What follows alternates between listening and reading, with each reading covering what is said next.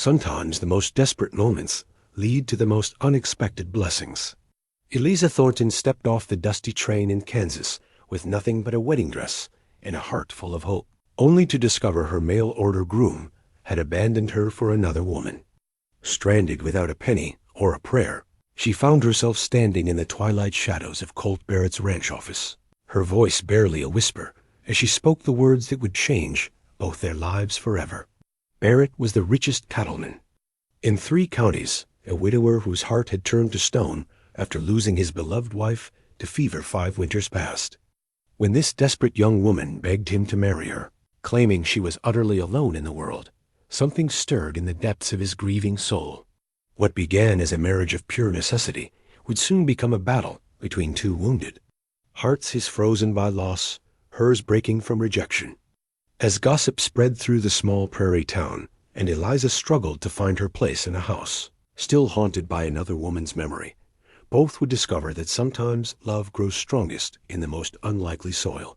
But can a marriage born from desperation truly bloom into the kind of love that lasts a lifetime?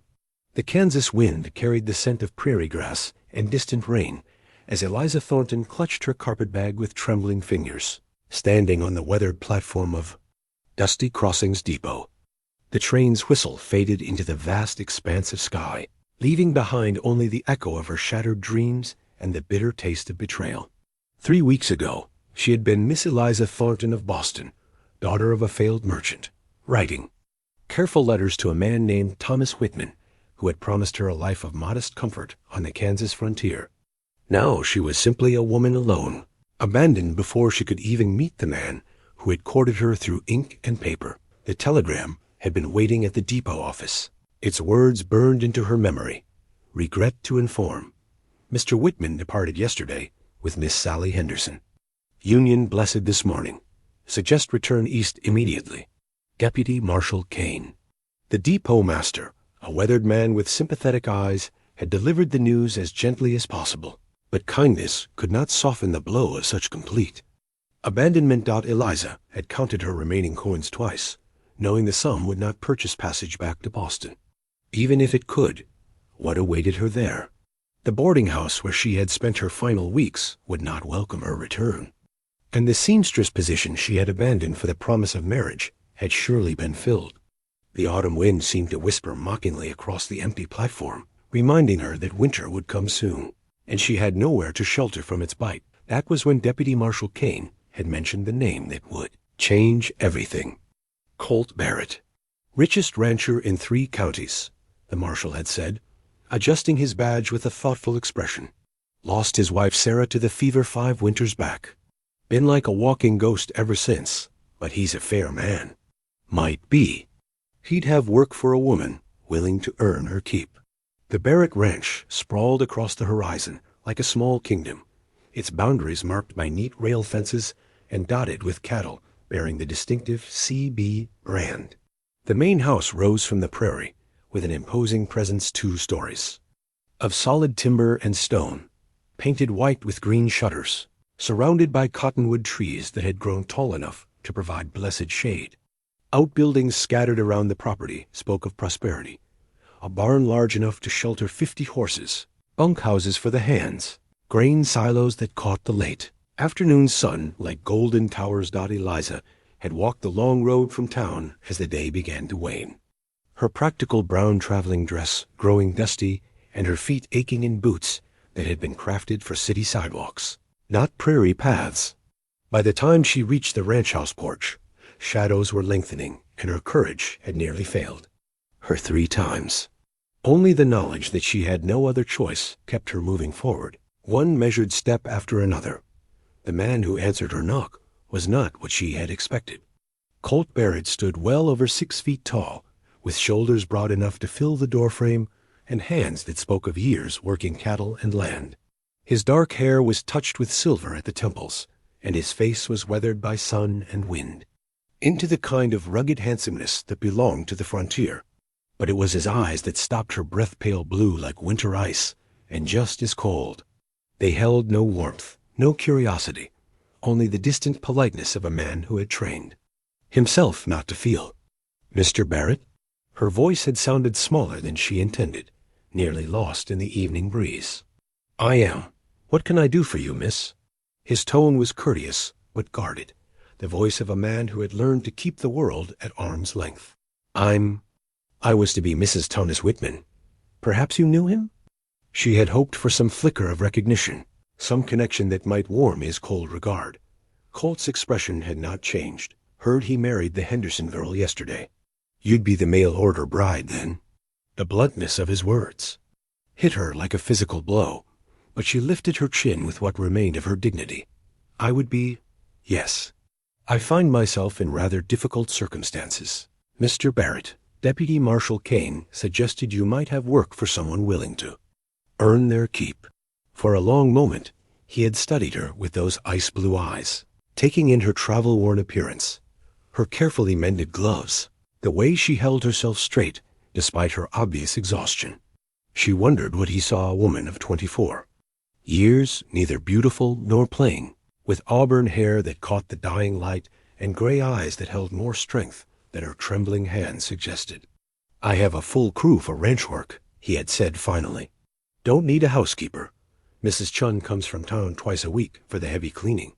Eliza's heart had begun to sink, but she pressed on with desperate politeness. "I can cook, sir. I can mend and tend to household matters. I'm quite capable with accounts, having helped my father with his business ledgers. I ask for very little, just shelter, and enough to see me through until I can make other arrangements." Something in her tone, perhaps the carefully controlled desperation, had made him step back and gesture toward the interior of the house. "Come in. We'll discuss this properly." The Barrett home spoke of wealth earned through hard work rather than inherited comfort. The furnishings were well made, but practical, built to last through frontier winters and prairie storms. A stone fireplace dominated the main room, flanked by bookshelves that held both practical volumes on cattle, ranching, and leather-bound classics that suggested a man of broader interests than his cold demeanor revealed. But it was the photographs arranged on the mantelpiece that told the true story of this house.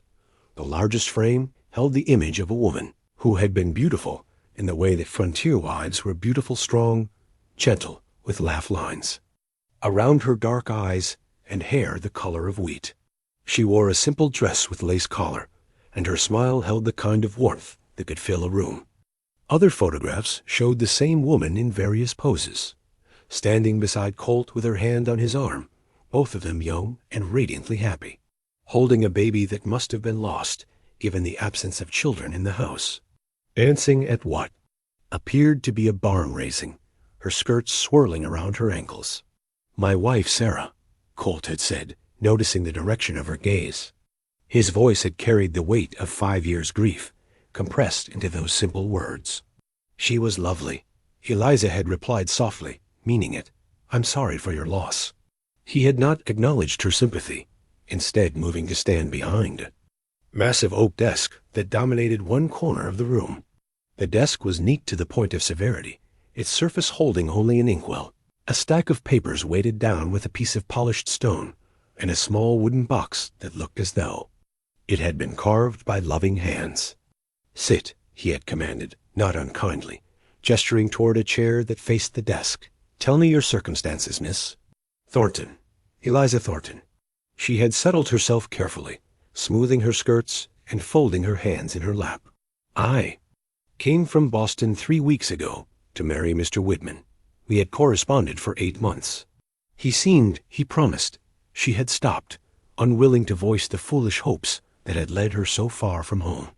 "Men promise many things," Colt had said with the flat certainty of someone who had learned not to trust in promises.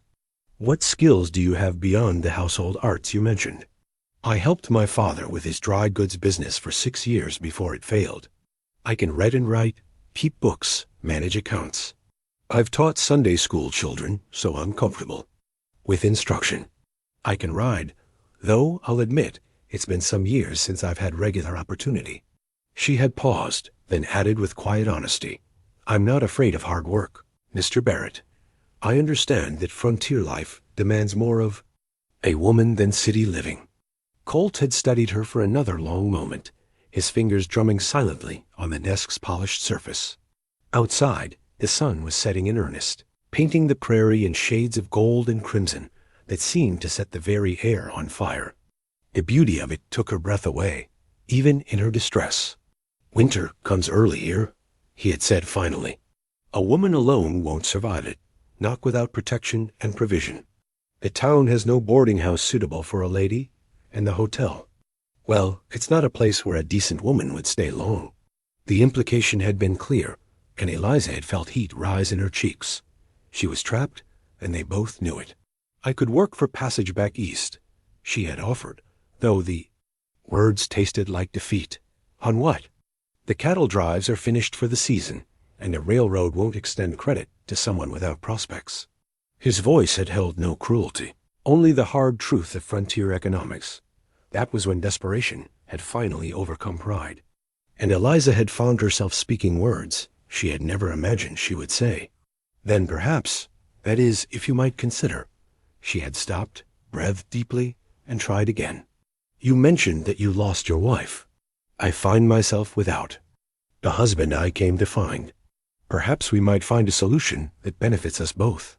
The silence that followed had stretched like a taut rope, filled with the sound of the evening wind and the distant lowing of cattle settling for the night. Colt Barrett had gone very still, his ice-blue eyes fixed on her face with an intensity that made her want to squirm. "You're suggesting marriage," he had said, his voice carefully neutral. "A marriage of convenience, yes," she had replied, her own voice steadier than she felt. "I would not, that is, I understand such arrangements are sometimes made on the frontier. I would ask only for protection, provision, and perhaps in time, companionship.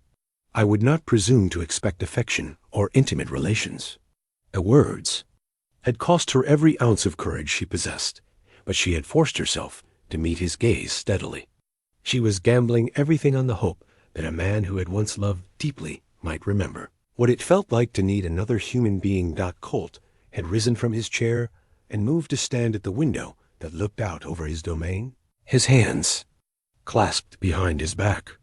In the fading light, his profile had been sharp as a knife blade, carved from the same hard stone as the prairie itself. "I loved my wife," he had said quietly. "I will not dishonor her memory by pretending to love another." "I would not ask you to," Eliza had replied. "But perhaps two people who have both known loss might find comfort in each other's company, without expecting more than either can give." He had turned then, studying her with those pale eyes that seemed to see straight through to her soul. "You would be mistress of this house, with all the respect that position commands. You would want for nothing in terms of material comfort. But I will not share a bed with you, Miss Thornton, nor will I pretend to feelings I do not possess. If that arrangement suits you, we can be wed before sunset tomorrow." The practical coldness of his offer had been both painful and reassuring. At least she would know where she stood. "That arrangement would suit me very well, Mr. Barrett," she had said, extending her hand to seal their bargain. "Thank you." His handshake had been firm and brief, his skin work-roughened but warm. For just a moment, she had wondered what those hands might feel like if they ever learned to be gentle again. Then he had released her and stepped back. The distance between them once again measured in more than mere feet. "I'll have Mrs. Chun prepare the guest room for you tonight," he had said. "Tomorrow we'll see the preacher and make this arrangement legal and proper." As Eliza had been shown to her temporary quarters, a neat, comfortable room with a view of the endless prairie, she had found herself staring at her reflection in the washstand mirror. The face that looked back was older than the hopeful girl who had boarded the train in Boston, marked by disappointment and determination in equal measure. Tomorrow she would become Mrs. Colt Barrett, wife to a man whose heart had been buried with his first love. But she would also become mistress of the finest ranch in 3 counties, protected from the harsh realities of frontier life, and granted the respect that came with the Barrett name. It was not the love match she had dreamed of, but it was survival, and perhaps, if she was very careful and very patient, it might someday become something more. Outside her window, the prairie night had settled over the land like a vast blanket, studded with stars that seemed close enough to touch.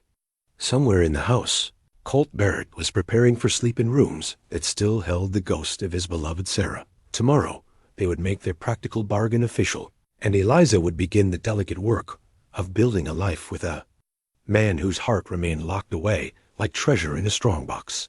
She did not yet know that the key to that strongbox lay not in forcing a lock, but in proving herself worthy of the trust required to open it willingly.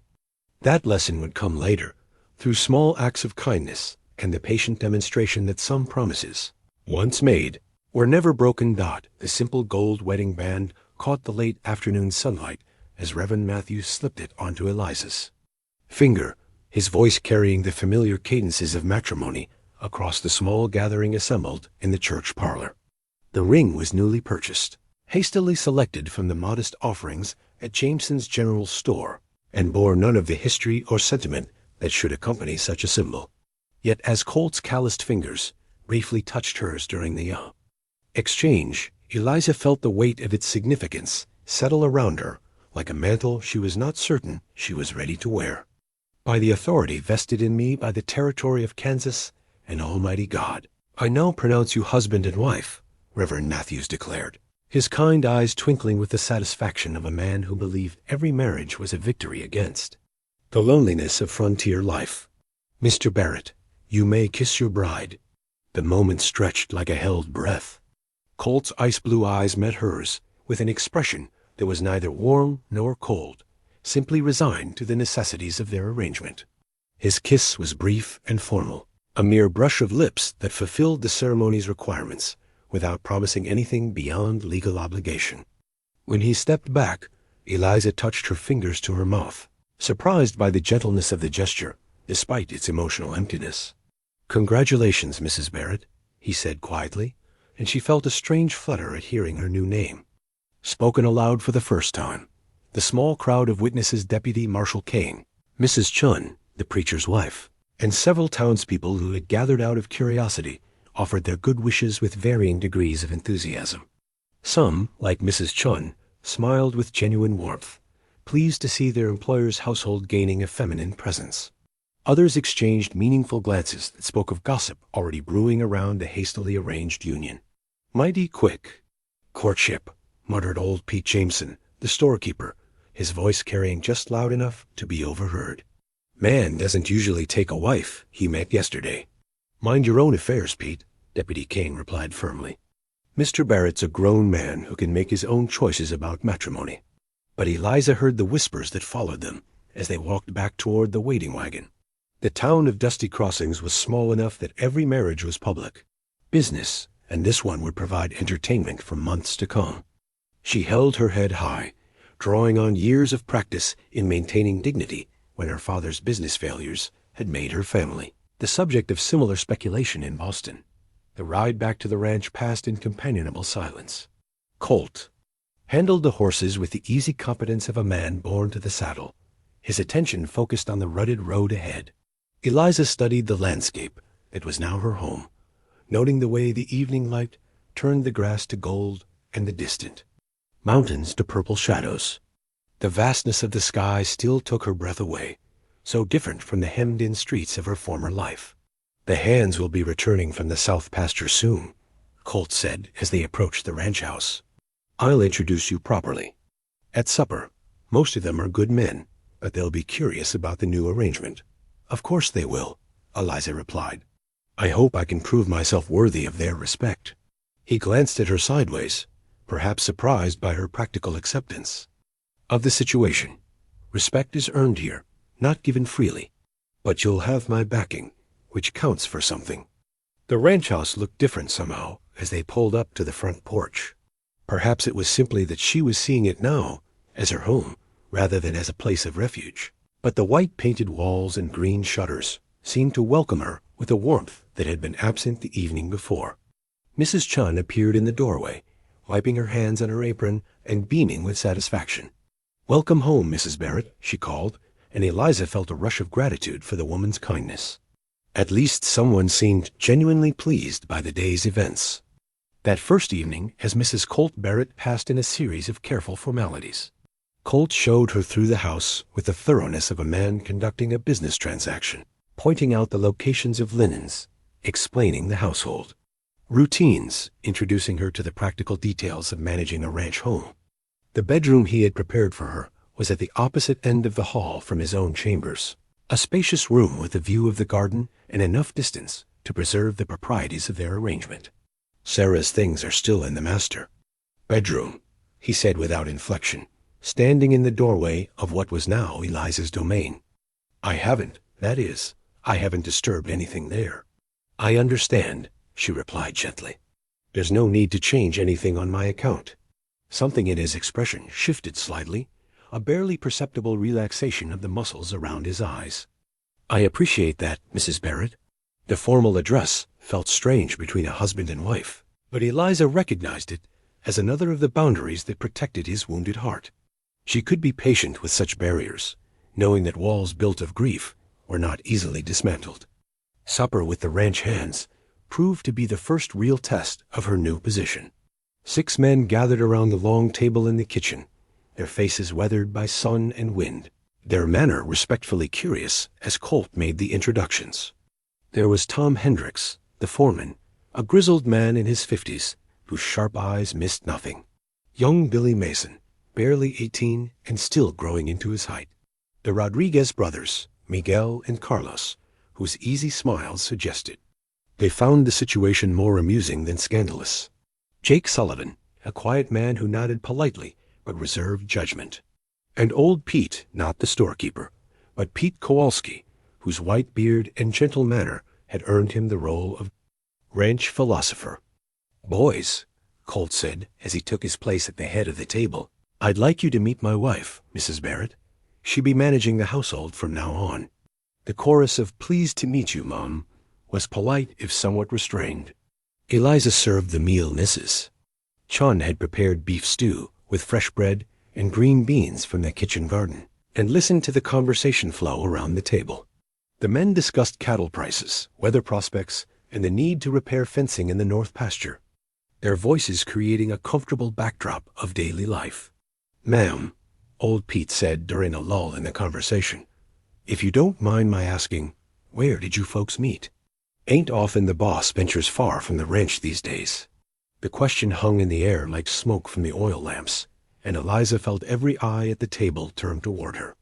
She could have deflected with vague pleasantries, but something in the old cowboy's kind face suggested he was offering her a chance to establish her place in the ranch hierarchy. We met yesterday, actually, she said calmly, cutting a piece of bread with steady hands. I came to Kansas to marry another man who had a change of heart. Mr. Barrett was kind enough to offer me an alternative arrangement. The honesty of her response seemed to surprise them. Billy Mason nearly choked on his stew, while Tom Hendricks stroked his mustache thoughtfully. It was Miguel Rodriguez who broke the tension with a low chuckle. Well, that's frontier honesty for you, he said, raising his coffee cup in a small salute. Takes courage to speak plain, Mrs. Barrett. I respect that. Indeed it does, Colt said, quietly, and Eliza caught the faint note of approval in his voice. Mrs. Barrett understands that we value straight dealing here. The rest of the meal passed more easily, with the men gradually including her in their conversation. She learned that the ranch ran nearly 3,000 head of cattle, that water. Rights were a constant concern, and that the railroad's expansion had both helped and complicated their business. By the time the hands dispersed to their evening duties, she felt she had passed some invisible test. You handled that well, Colt observed as they cleared the table together. The men need to know where they stand with you. I've learned that. Honesty, even when it's uncomfortable, usually serves better than pretense, Eliza replied, stacking plates with practiced efficiency. Your men seem like good people. I hope to earn their trust in time. Trust isn't given lightly here, he said, echoing his earlier words, but you've made a good start. That night, as Eliza prepared for bed in her new room, she reflected on the strange turn her life had taken. 24 hours ago, she had been a desperate woman with nowhere to turn. Now she was Mrs. Colt Barrett, mistress at one of the finest ranches in Kansas, with a gold band on her finger and a roof over her head that no one could take away. The wedding ring caught the lamplight as she turned it on her finger, still unaccustomed to its presence. It was a symbol of practicality rather than passion, of mutual benefit rather than romantic love. Yet as she settled into the comfortable bed with its clean sheets and warm quilts, she found herself thinking that perhaps such foundations were not the worst beginning for a marriage. Through the window, she could see the light still burning in Colt's study, where he worked late into the night on ranch business. The distance between their rooms felt both appropriate and lonely, a physical manifestation of the careful boundaries they had established. But boundaries, she reminded herself, were not necessarily permanent. Given time and patience, even the most formidable walls could sometimes be gently dismantled, stone by stone. The prairie wind whispered against the windows, carrying the sense of grass and distant rain. Somewhere in the darkness, cattle lowed softly and horses shifted in their stalls. These were the sounds of her new life, as foreign and yet as comforting as the weight of the ring on her finger. Tomorrow would bring new challenges and new opportunities. To prove herself worthy of the trust that had been provisionally extended, she fell asleep holding the simple gold band between her fingers, symbol of a marriage that had begun in desperation, but might, with care and wisdom, grow into something neither of them had dared to hope for. The worn kitchen apron hung on a wooden peg beside the stove, its faded blue fabric soft from years of washing and use. Eliza discovered it on her third morning as Mrs. Barrett, tucked behind a collection of potholders and dish towels as if someone had tried to hide it away. The careful stitching around the edges and the delicate embroidered wildflowers along. The bottom hem spoke of loving hands and patient hours spent in beautification of the practical. That was Sarah's, Mrs. Chun said quietly, appearing at Eliza's shoulder as she examined the garment. She wore it every day, that one. Said cooking was like painting. You needed something to catch the spills and keep the beauty underneath clean. Eliza's fingers traced the embroidered flowers with reverence, understanding that she held more than mere fabric. This apron was a piece of Sarah Barrett's daily life, imbued with the memory of countless meals prepared with love, of flower-dusted mornings and herb-scented afternoons. To wear it felt presumptuous, yet to leave it hanging unused seemed equally wrong. Do you think Mr. Barrett would mind if I used it?" she asked, uncertain of the boundaries around such intimate reminders. Mrs. Chun studied her with eyes that had seen the ebb and flow of frontier life for 60 years. Sarah Barrett was a practical woman, she said finally. She'd have no patience for pretty things going to waste while there's work to be done. You wear it, Mrs. Barrett. Put it to the use it was made for. And so Eliza tied the apron around her waist and began the delicate work of establishing herself in a household that still belonged, in many ways, to a woman 5 years dead. Every room held traces of Sarah's presence, embroidered cushions on the parlor chairs, books marked with scraps of fabric where she had left off reading, a half-finished piece of needlework folded neatly in a basket beside the window seat. Rather than disturbing these remnants, Eliza learned to work around them, adding her own touches with careful respect for what had come before.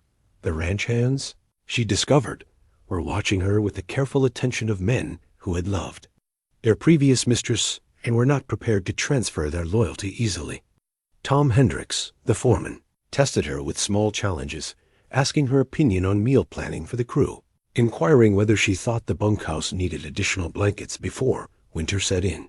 His questions were courteous but probing, designed to measure her practical knowledge and her willingness to involve herself in the real work of ranch life.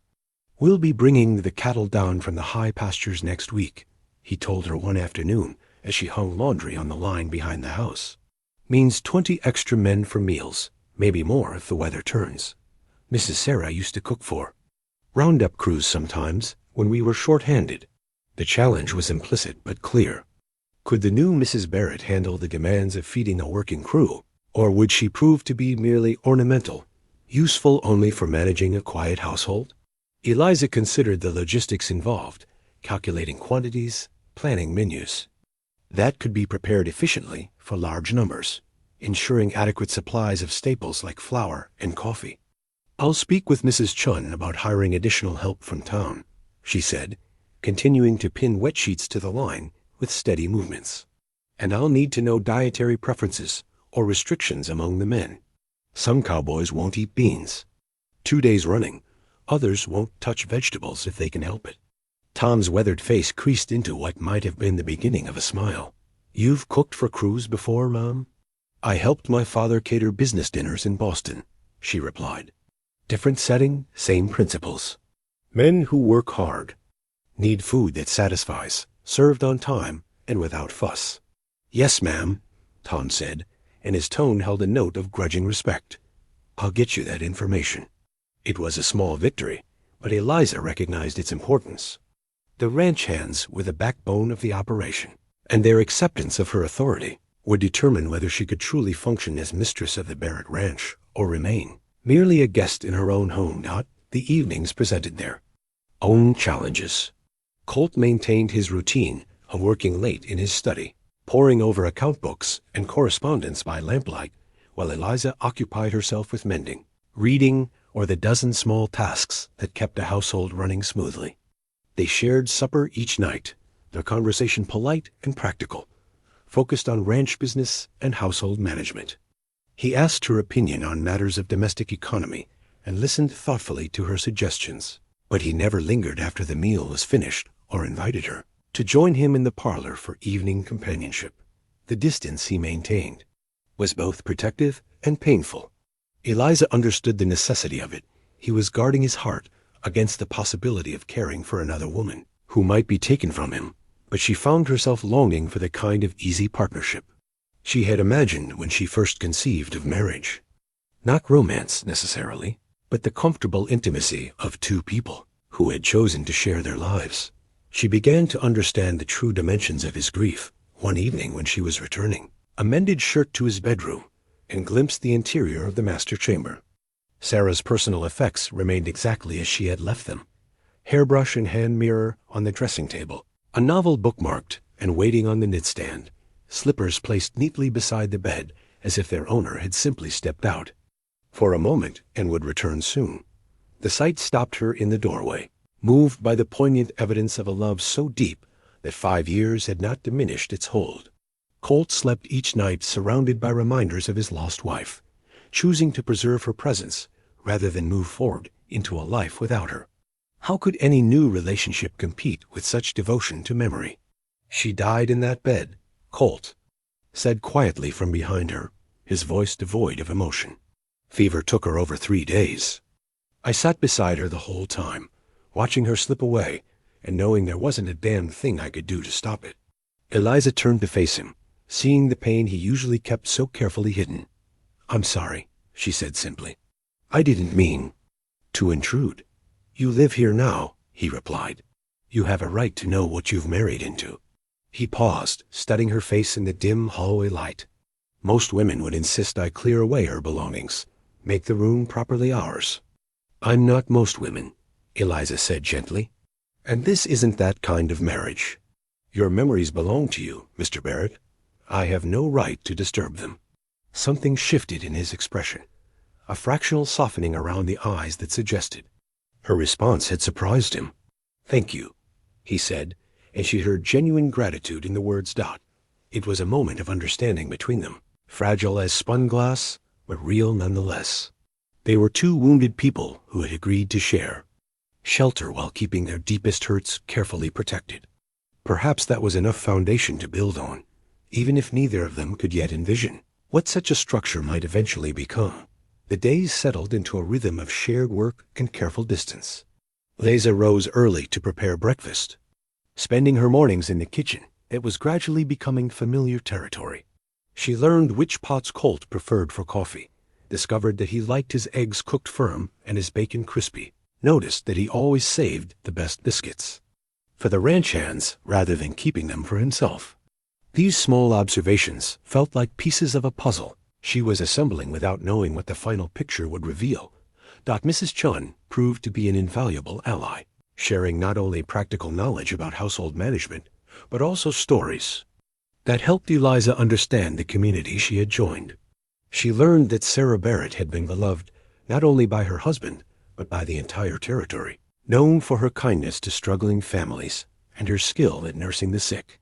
She had lost 2 babies in infancy, tragedies that had only strengthened her marriage rather than straining it, drawing her and Colt into an even deeper union of mutual comfort and shared sorrow. She had a way of making people feel seen, Mrs. Chun said one afternoon as they worked together to preserve the last of the summer vegetables. Not just looked at, but truly seen for who they were underneath all the rough edges and hard times. Mr. Barrett, he was different with her.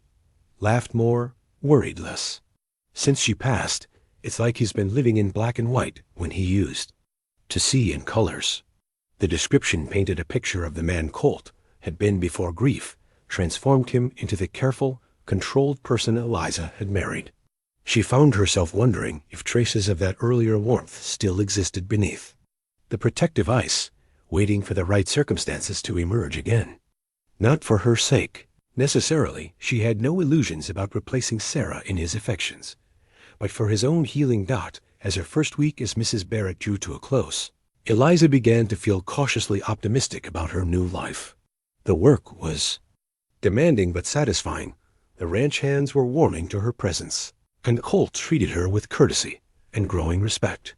It was not the partnership of equals she had once dreamed of, but it was stable and honorable, built on mutual benefit rather than mutual dependence. The apron had become her daily uniform, its familiar weight around her waist serving as both practical protection and symbolic connection to the woman who had worn it before her. Sometimes, as she worked in the kitchen or tended to household tasks, she imagined Sarah's approval of the care being taken with her home. It was a fanciful notion, perhaps, but one that brought comfort during the lonelier moments of adjustment. She was learning to be patient with the gradual process of belonging, understanding that trust and acceptance could not be rushed any more than crops could be forced to grow before their season. Like the hardy prairie grass that bent before fierce winds but never broke, she would need to develop the kind of resilient flexibility that allowed her to weather the inevitable storms while maintaining her essential self. The simple gold wedding band had already begun to feel natural on her finger, no longer a foreign presence, but part of her daily reality. It was a small thing, but symbols mattered in building a new identity. She was Mrs. Colt Barrett now, mistress of a prosperous ranch and partner in a practical alliance that might, with time and wisdom, become something more meaningful than either of them had dared to hope. The hand-carved wooden cross lay nestled between the pages of Sarah's well-worn Bible, its smooth surface polished by years of faithful handling. Eliza discovered it quite by accident while dusting the bookshelf in the Li parlor, when the leather-bound volume fell open to reveal the simple but beautiful piece of craftsmanship. The cross was no larger than her palm, carved from what appeared to be cherry wood, with delicate vine patterns etched along its arms, and a small heart carved at the intersection. She held it carefully, recognizing the intimate nature of such a personal religious artifact. The Bible itself showed signs of devoted use, margins filled with penciled notes in a feminine hand, passages underlined with careful strokes, dried flowers pressed between pages like markers of significant moments. This had been Sarah's source of comfort and guidance, her refuge during times of trial and celebration alike. She carved that herself, Colt said from the doorway, his voice carrying the familiar distance he maintained when speaking of his late wife. Spent most of one winter working on it, said keeping her hands busy helped her think through difficult passages.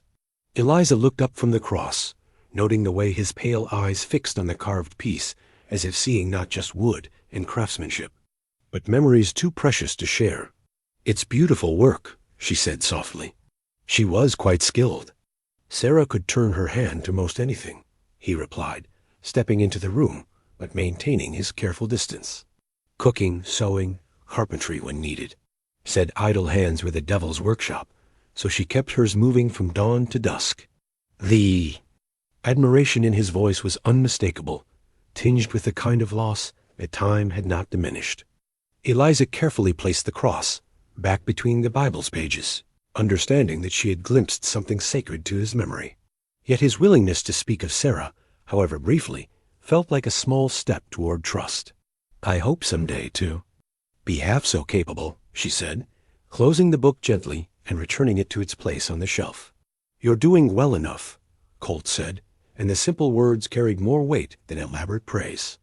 Coming from a man who measured worth in practical accomplishments rather than flowery compliments, such acknowledgment felt like genuine recognition.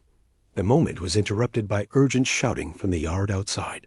Through the parlor window, Eliza could see young Billy Mason running toward the house, his face flushed with exertion and alarm.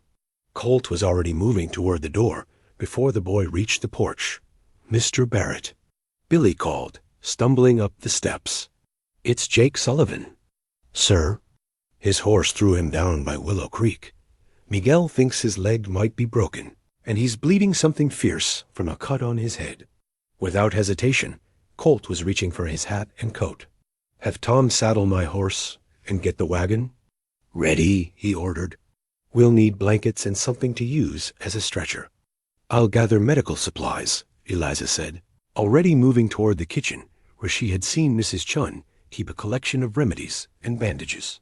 Her father's business had occasionally required her to tend minor injuries among his workers, and frontier life demanded that everyone possess at least basic nursing skills. "You don't need to," Colt began, but she was already pulling supplies from the medical kit Mrs. Chun maintained in the kitchen pantry. Clean bandages, carbolic acid. For antiseptic, laudanum for pain, she said efficiently, stuffing items into a canvas bag. "If his leg is truly broken, we'll need splinting materials and something to help with shock." She grabbed a bottle of whiskey from the shelf and added it to her collection. "This will do for both purposes if needed." Colt studied her with surprise, perhaps reassessing his new wife's capabilities. "You've done this before." "Enough to know that serious injuries require immediate attention," she replied, tying her bonnet securely and reaching for her shawl. "I'm coming with you." "It's not necessary.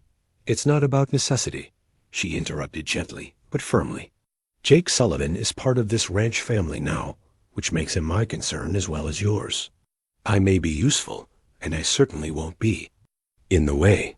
For a moment she thought he might argue, but practicality won over protective instincts. "Very well, but you'll follow my lead and Tom's. They know ranch injuries better than either of us." The ride to Willow Creek tested both Eliza's horsemanship and her nerve. She had not ridden regularly since her youth, but the gentle Mare Colt seemed to sense her uncertainty and maintained a steady, careful pace despite the urgency of their mission. The landscape flashed by in a blur of autumn colors, golden grass and scarlet sumac, cottonwoods beginning to shed their leaves in the crisp October air. They found Jake Sullivan propped against a fallen log beside the creek, his face pale with pain and his left leg bent at an unnatural angle. Miguel Rodriguez knelt beside him, using his own shirt to staunch the bleeding from a nasty gash above Jake's right temple. The injured man was conscious, but clearly fighting shock, his breathing shallow and his skin clammy despite the cool afternoon air. "How did it happen?" Colt asked Tom Hendricks, who was examining the horse that had caused the accident. "Snake spooked the mare," Tom replied grimly. "Jake couldn't get her under control before she reared and threw him against that boulder there. Lucky he wasn't killed outright." Eliza knelt beside Miguel, quickly assessing Jake's injuries with the calm efficiency her father had taught her to maintain in crisis situations. The head wound was messy, but not life-threatening. The broken leg was more serious, but showed no signs of bone piercing the skin. Most concerning was Jake's increasing pallor, and the way his pupils were responding sluggishly to light. "Jake," she said clearly, taking his hand in hers. "Can you hear me? I need you to stay awake and talk to M.E. Mars, Mrs. Barrett?" Jake's voice was weak but recognizable. Didn't think you'd come." "Of course I came," she replied, beginning to clean the head wound with practiced movements. "We're family here, aren't we?" "Family takes care of family." She worked steadily while the men prepared a makeshift stretcher from fence rails and blankets, cleaning and bandaging Jake's injuries while keeping him conscious through gentle conversation. Her hands remained steady despite her awareness that this was her first real test as the ranch's mistress, not just of her medical skills, but of her commitment to the people who worked the land alongside her husband. "That's good work," Tom Hendricks said quietly as they prepared to move Jake to the wagon. "Clean bandaging, proper antiseptic technique. You've had training." "Some," she replied modestly. "Enough to help until we can get him to a real doctor." The careful transport back to the ranch house took nearly an hour, with Eliza riding in the wagon bed beside Jake to monitor his condition. She administered small sips of laudanum when his pain became too intense and kept him talking to prevent him from slipping into unconsciousness. By the time they arrived home, she felt confident that while his injuries were serious, they were not life-threatening if properly cared for. Dr. Harrison arrived from town just as they were settling Jake in the spare room off the kitchen. The elderly physician examined Eliza's field treatment with professional thoroughness, nodding approvingly at her bandaging technique and the measures she had taken to prevent shock. "Fine work, Mrs. Barrett," he said as he set Jake's broken leg. "With Tom's assistance, you may have saved this young man's life by keeping him stable during transport. Have you considered nursing as a profession?" "I've had some experience with medical care," she replied, holding Jake's hand while the doctor worked. "Nothing formal, but frontier life requires everyone to know something about tending injuries." That evening, as Jake rested comfortably under her watchful care, Eliza found herself thinking about the day's events and what they had revealed about her place in the ranch community. The men's ready acceptance of her help, their trust in her judgment during a crisis, and their obvious gratitude for her skill had demonstrated something that weeks of careful domestic management could not. She was capable of being genuinely useful in ways that mattered to their shared life. Colt appeared in the kitchen doorway as she was preparing a light supper for Jake, his expression thoughtful. "Dr. Harrison says Jake should make a full recovery, thanks in large part to your quick thinking and steady hands." "I'm glad I could help," she replied, testing the temperature of the broth she had prepared. "How are the other men taking it?" "They're impressed," he said simply. "Tom hasn't stopped talking about how calm you were, how you knew exactly what to do without being told. Says it reminds him of—" He stopped abruptly, but Eliza understood the comparison he had been about to make. Sarah, too, had been capable. In crisis, willing to roll up her sleeves and tend to whatever emergency arose. Rather than feeling diminished by the comparison, Eliza found herself honored to be measured against such a standard. "She would have done the same thing," Eliza said quietly. "Any decent person would have." "Not everyone has the stomach for blood and broken bones," Colt replied. "And not everyone would have thought to come along without being asked.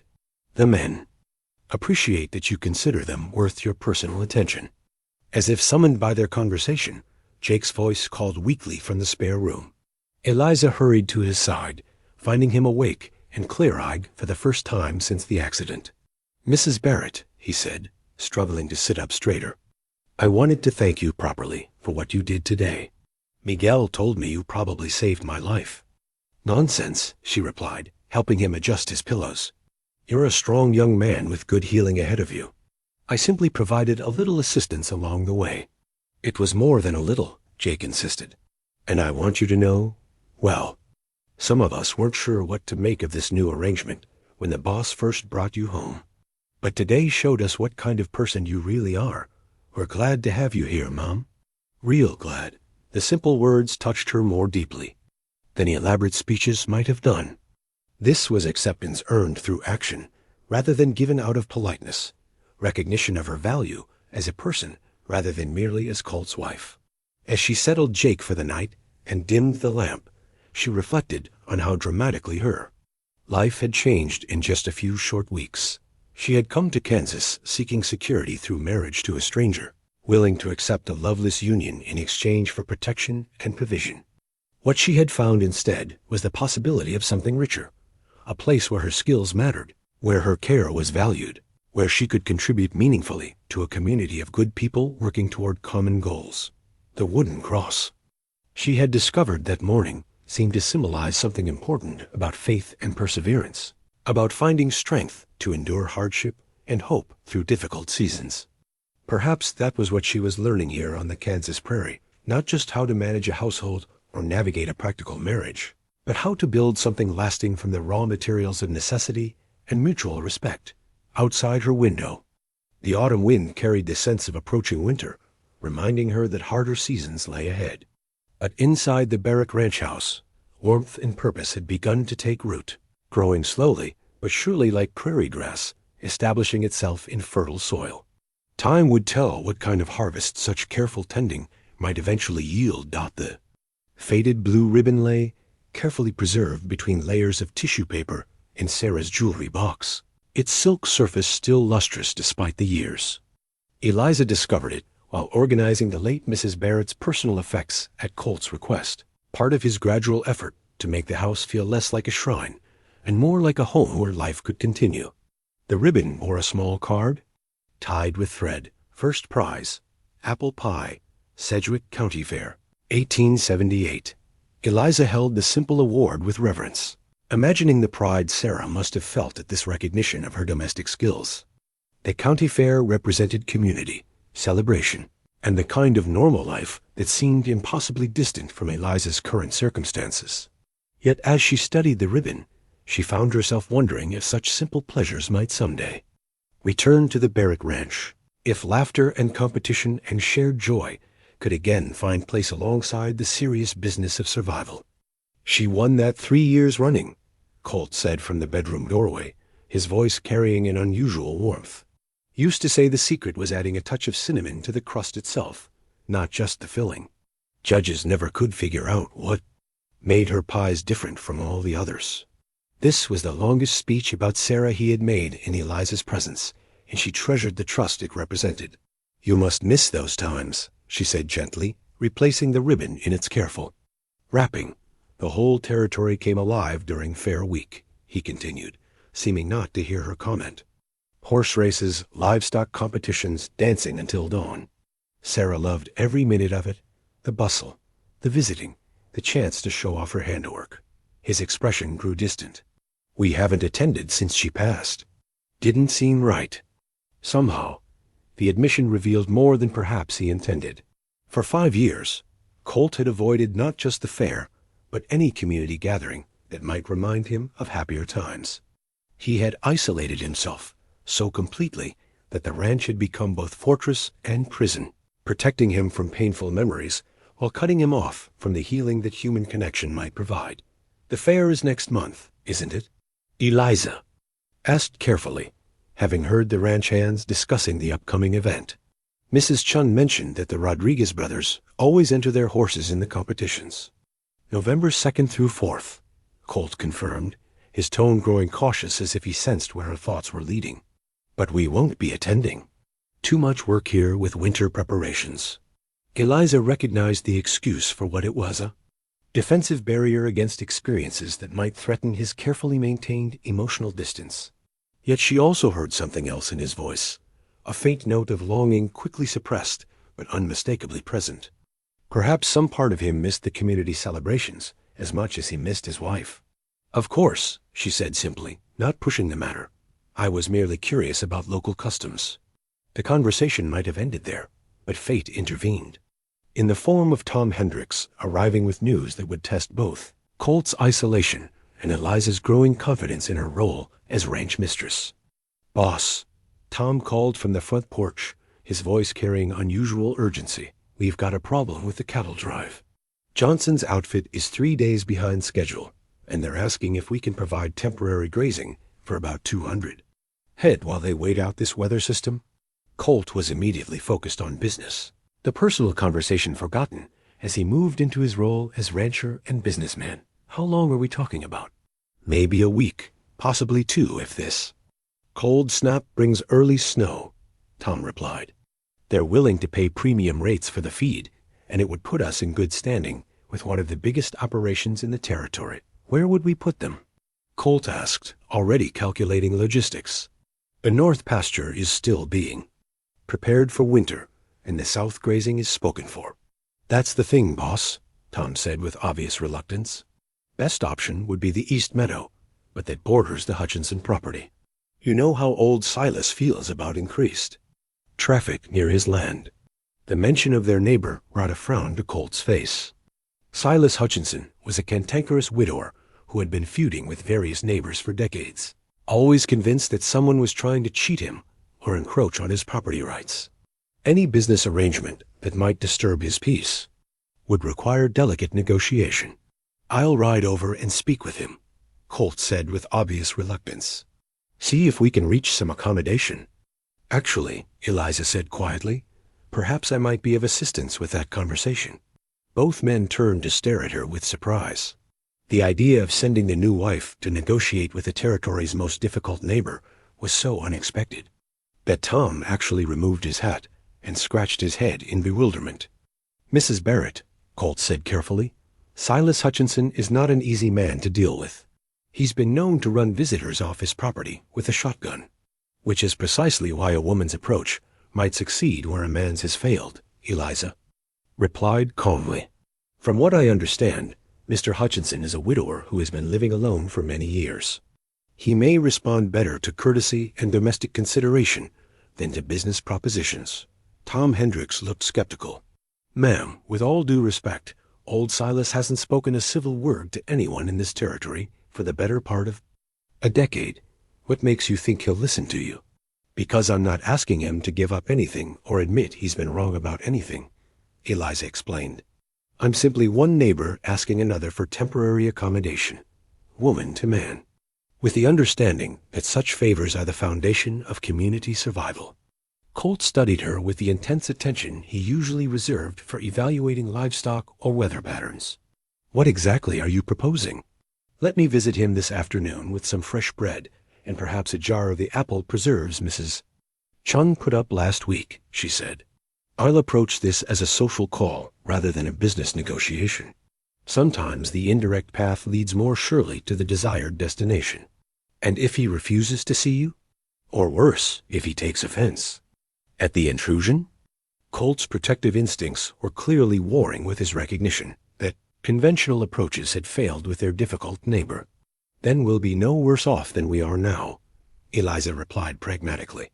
"But if I can establish some measure of goodwill, it might open possibilities for future cooperation as well as solving our immediate problem." The logic was sound, even if the execution would be risky. After several minutes of discussion, during which Tom raised every possible objection, and Colt weighed the potential benefits against the possible disasters, they agreed to let Eliza attempt her diplomatic mission that afternoon, wearing her most respectable dress and carrying a basket laden with fresh-baked bread, apple preserves, and a small cake decorated with late-season flowers from the kitchen garden. Eliza rode the gentle mare toward the Hutchinson property. The autumn air was crisp with the promise of winter, and the landscape had taken on the golden-brown hues that marked the end of the growing season. The Hutchinson homestead was smaller and more modest than the Barrett ranch, but it showed signs of careful maintenance despite its owner's reputation for unfriendliness. The fences were in good repair, the buildings were weathertight, and the few head of cattle visible in the near pasture appeared healthy and well tended. Whatever else might be said about Silas Hutchinson, he was clearly a competent rancher. Eliza approached the house slowly, giving its occupant plenty of time to observe her arrival and decide whether to respond to her presence. She had learned from her father that successful negotiation often began long before the first words were spoken, with careful attention to the other party's comfort and dignity. "Mr. Hutchinson?" She called from a respectful distance from the front porch. "I'm Eliza Barrett from the neighboring ranch. I wondered if I might have a moment of your time." For several long minutes, nothing stirred except the wind in the bare cottonwood branches. Then the front door opened slowly, revealing a tall, spare man with snow-white hair and suspicious dark eyes. Silas Hutchinson looked to be in his 70s, his face weathered by decades of frontier life, but his posture still straight and strong.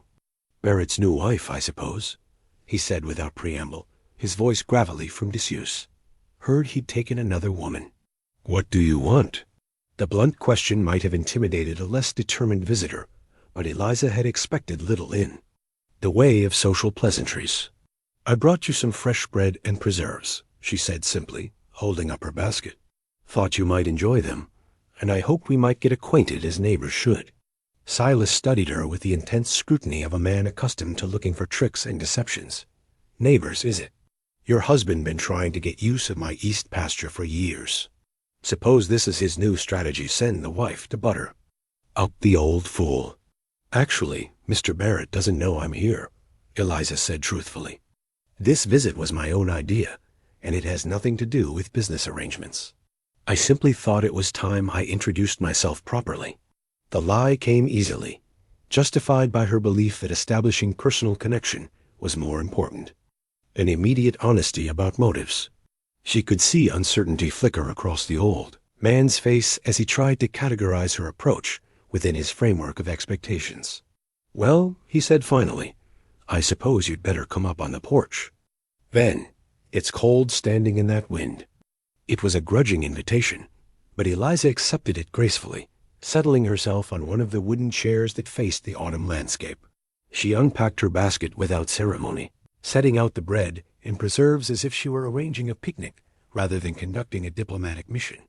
"This is fine work," Silas said after sampling the bread, his tone betraying surprise at its quality. "Been a long time since I tasted baking this good. My Martha used to make bread like this before the consumption took her." The mention of his late wife opened a door that Eliza had hoped to find. "How long has it been?" she asked gently. 15 years come Christmas," he replied, his voice softening with memory. 15 years of cooking my own meals and mending my own clothes and talking to nobody but the cattle and the horses. The loneliness in his admission was unmistakable, and Eliza felt a rush of compassion for this proud, isolated man. It must be very difficult, managing everything alone. "I don't know how you've done it all these years." "You do what you have to do," Silas said with frontier stoicism. "Nobody else is going to do it for you." They sat in comfortable silence for several minutes, watching the cattle move slowly across the distant pasture. When Eliza finally broached the subject of the temporary grazing arrangement, she did so as one neighbor asking another for help, rather than as a business proposition requiring negotiation. "We've had a request from a cattle drive that needs temporary grazing while they wait out this weather system," she said conversationally. "Unfortunately, it would mean some additional activity near your eastern boundary. I wanted to let you know about it personally and ask if you foresee any problems that might affect your operations." The careful phrasing acknowledged his right to object while making it clear that she was seeking cooperation rather than demanding compliance. Silas considered the matter with the thoroughness of a man accustomed to weighing all angles. "How many head, and for how long?" he asked finally. "About 200, probably no more than 2 weeks," Eliza replied. "They're experienced drovers, so there shouldn't be any problems with strays or property damage." 2 weeks, Silas mused. "That would take us right up to fair time, wouldn't it?" The mention of the county fair surprised Eliza, who hadn't expected their reclusive neighbor to be aware of community events. "Are you planning to attend?" "Haven't been in years," he admitted, "but I used to enjoy the livestock competitions. Raised some fine horses in my day, won a few ribbons myself."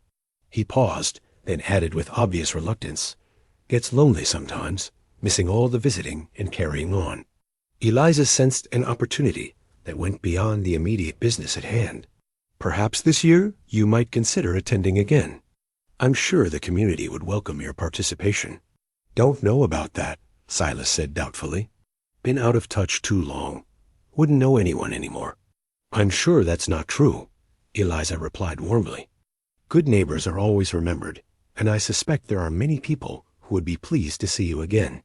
By the time she prepared to leave, Silas had not only agreed to the grazing arrangement, but had extracted a promise that she would visit again soon to share more of her excellent baking.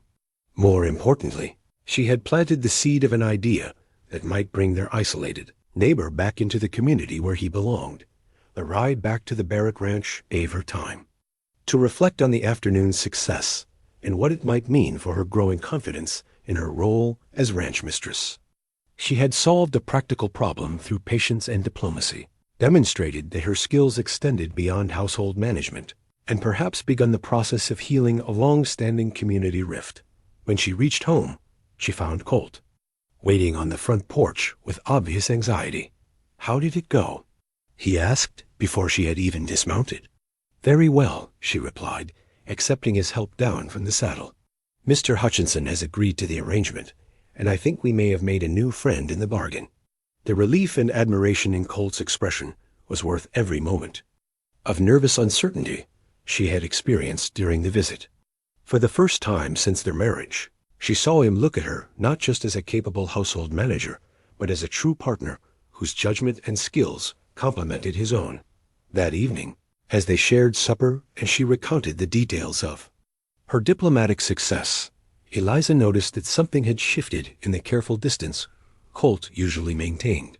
He listened to her account with genuine interest, asked thoughtful questions about her approach, and even smiled slightly when she described Silas Hutchinson's surprise at finding himself enjoying company after 15 years of solitude. "You did well today," he said as they cleared the table together. "Better than I would have done, certainly. Silas and I have been neighbors for 20 years, but you accomplished more in one afternoon than I've managed in all that time." Praise warmed her more than she cared to admit, representing not just acknowledgement of her success, but recognition of her value as a person whose contributions mattered. She was learning that respect, once earned, could be the foundation for deeper feelings if nurtured with patience and wisdom, as she prepared for bed that night. Eliza thought about the blue ribbon she had found that morning and what it represented, about the life Sarah Barrett had built on this ranch. Community involvement, shared celebrations, the kind of normal pleasures that made hard work meaningful. Perhaps these things could return to the Barrett ranch if approached with the same care and diplomacy she had used with their difficult neighbor. Change, she was learning, often began with small steps and patient persistence rather than dramatic gestures. Like the late autumn flowers that continued to bloom despite the approaching frost, some good things could flourish even in challenging circumstances if tended with sufficient care and determination. The pressed wildflower bookmark slipped from the pages of Sarah's poetry collection like a whispered memory, its delicate petals still holding traces of purple despite years of careful preservation. Eliza found it while organizing the library shelves at Colt's request, part of his continued effort to make the house less of a monument and more of a living space. The flower appeared to be a prairie violet, pressed between the pages of a volume of Elizabeth Barrett Browning's sonnets, marking a poem about enduring love. She held the fragile bookmark carefully, understanding that it represented more than mere decoration. Sarah had chosen to preserve this particular flower, perhaps picked during a romantic walk with her husband, perhaps discovered during a moment of private reflection. Either way, it spoke of a woman who found beauty worth saving in the smallest details of daily life. She loved poetry, Colt said quietly, appearing at her elbow as she examined the delicate artifact. "Used to read aloud in the evenings while I worked on account books," said the rhythm of verse helped her think through difficult problems. This revelation surprised Eliza, who had not imagined the practical, accomplished woman she had learned about as someone who turned to literature for solace. What were her favorites? Browning, mostly. Some Wordsworth when she was feeling philosophical. She said poetry helped her understand her own heart better than any sermon or philosophical treatise. He paused, studying the bookmark in Eliza's hands. "That violet came from the meadow where I proposed to her. She picked it while I was working up the courage to ask the question." The intimate detail was offered without his usual defensive distance, and Eliza treasured the trust it represented. She must have been very happy that day. "Happiest I ever saw her," Colt confirmed, his voice carrying warmth that had been absent. During their previous conversations about his late wife, danced around that meadow like a child at Christmas, singing at the top of her lungs. Said she'd been waiting 2 years for me to come to my senses. Eliza smiled at the image of young Sarah celebrating her engagement with such unguarded joy. "How long did you court her?" 3 years, all told," Colt replied, settling into the chair beside the reading table. "Met her at a church social when she was 19. Took me that long to convince myself I was worthy of someone like her." The admission revealed a vulnerability that Eliza had not suspected in the confident, successful man she had married. The idea that Colt Barrett had once doubted his own worth seemed almost impossible given his current position and accomplishments. "What convinced you that you were?" she asked gently. "She did," he said simply. "Told me that love wasn't about being worthy. It was about being willing to grow into the person your partner believed you could become. Said she didn't want someone perfect. She wanted someone real." The philosophy behind Sarah's words resonated deeply with Eliza's own understanding of human relationships.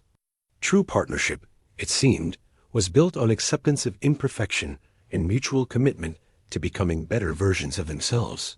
She sounds like a wise woman, Eliza said, carefully replacing the bookmark in the poetry volume. Wiser, then. I deserved, Colt agreed. But she never made me feel inadequate for not being as naturally good as she was. Just encouraged me to try harder, be better, think beyond my own interests.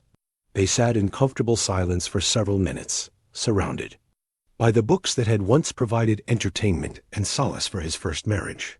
Eliza wondered if he missed those evening reading sessions, the shared quiet that came from pursuing intellectual interests together. Do you still enjoy poetry? She asked carefully, not wanting to probe too deeply into painful territory. Haven't read much since Sarah passed, he admitted. Seemed like something that belonged to our life together, not something I should continue alone. The comment revealed how completely he had shut down the parts of himself that had flourished during his marriage, treating not just love but intellectual curiosity and aesthetic appreciation as luxuries he no longer deserved. It was a kind of emotional punishment that had impoverished his life far beyond the loss of companionship. Perhaps someday you might find pleasure in it again, Eliza suggested gently. Good poetry belongs to everyone who can appreciate it, regardless of their circumstances. Colt studied her with the careful attention he usually reserved for evaluating business propositions. Do you read poetry yourself? Some, she replied honestly. My education was practical rather than classical, but I've always found comfort in verse that speaks to universal experiences. Elizabeth Browning's sonnets, particularly they, have a way of capturing feelings that are difficult to express in ordinary conversation. Sarah's favorite was the 43rd sonnet, Colt said unexpectedly. How do I love thee? Let me count the ways. She used to quote it when she was feeling particularly sentimental. The famous love poem was one that Eliza knew by heart, having turned to it during her own lonely moments in Boston, when marriage seemed an impossible dream. The irony of discussing such passionate verse with a man who had married her for purely practical reasons was not lost on her, but she appreciated the trust implicit in his sharing such personal memories. It's a beautiful expression of complete devotion, she said carefully. The kind of love that transforms both people involved. Yes, Colt agreed quietly. It was. The conversation might have grown awkward at that point, weighted with reminders of the emotional distance that separated their practical arrangement from the romantic marriage he had known before. Instead, they were interrupted by the arrival of Mrs. Chun, who bustled into the library with obvious excitement. Mrs. Barrett, she called, there's a woman here to see you. Says her name is Martha Hutchinson, and she's Silas Hutchinson's daughter-in-law. Come to call. The unexpected visitor represented a significant development in Eliza's diplomatic efforts with their difficult neighbor. If Silas had spoken favorably enough about her visit to encourage family members to call, it suggested that her patient approach was yielding results beyond the immediate business arrangement.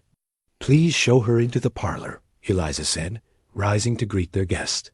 And perhaps you could prepare tea and some of those molasses cookies we baked yesterday. Martha Hutchinson proved to be a woman of middle years with intelligent eyes, and the practical manner of someone accustomed to frontier hardships. She was accompanied by 2 children, a boy of perhaps 10 years and a girl slightly younger, who hung back shyly behind their mother's skirts. Mrs. Barrett, Martha said as they settled in the parlor, I hope you'll forgive the intrusion, but my father-in-law has spoken of nothing but your visit for the past 3 days. He sent me to invite you and Mr. Barrett to Sunday dinner next week. The invitation was so unexpected that Eliza had to struggle to maintain her composure. In the space of a single afternoon visit, she had apparently succeeded in breaking through 15 years of social isolation and inspiring the reclusive widower to reach out to his neighbors. We would be honored to accept, she replied warmly. Please tell Mr. Hutchinson that we appreciate his kindness. There's more, Martha continued, her eyes sparkling with what appeared to be suppressed mirth. He's decided to enter his best moire in the county fair horse competition, and he wants to know if you think he should get a new shirt for the occasion. The image of the proud, cantankerous old man worrying about his appearance for a social event he hadn't attended in over a decade was both touching and amusing. Clearly, Eliza's encouragement had struck deeper than she had realized. I think a new shirt would be an excellent investment, she said diplomatically. First impressions matter, and if his mare is as fine as I suspect, he'll want to look the part of a successful horseman. As Martha and her children visited, sharing local news and gossip with the enthusiasm of people starved for social contact, Eliza learned more about the community dynamics she had married into.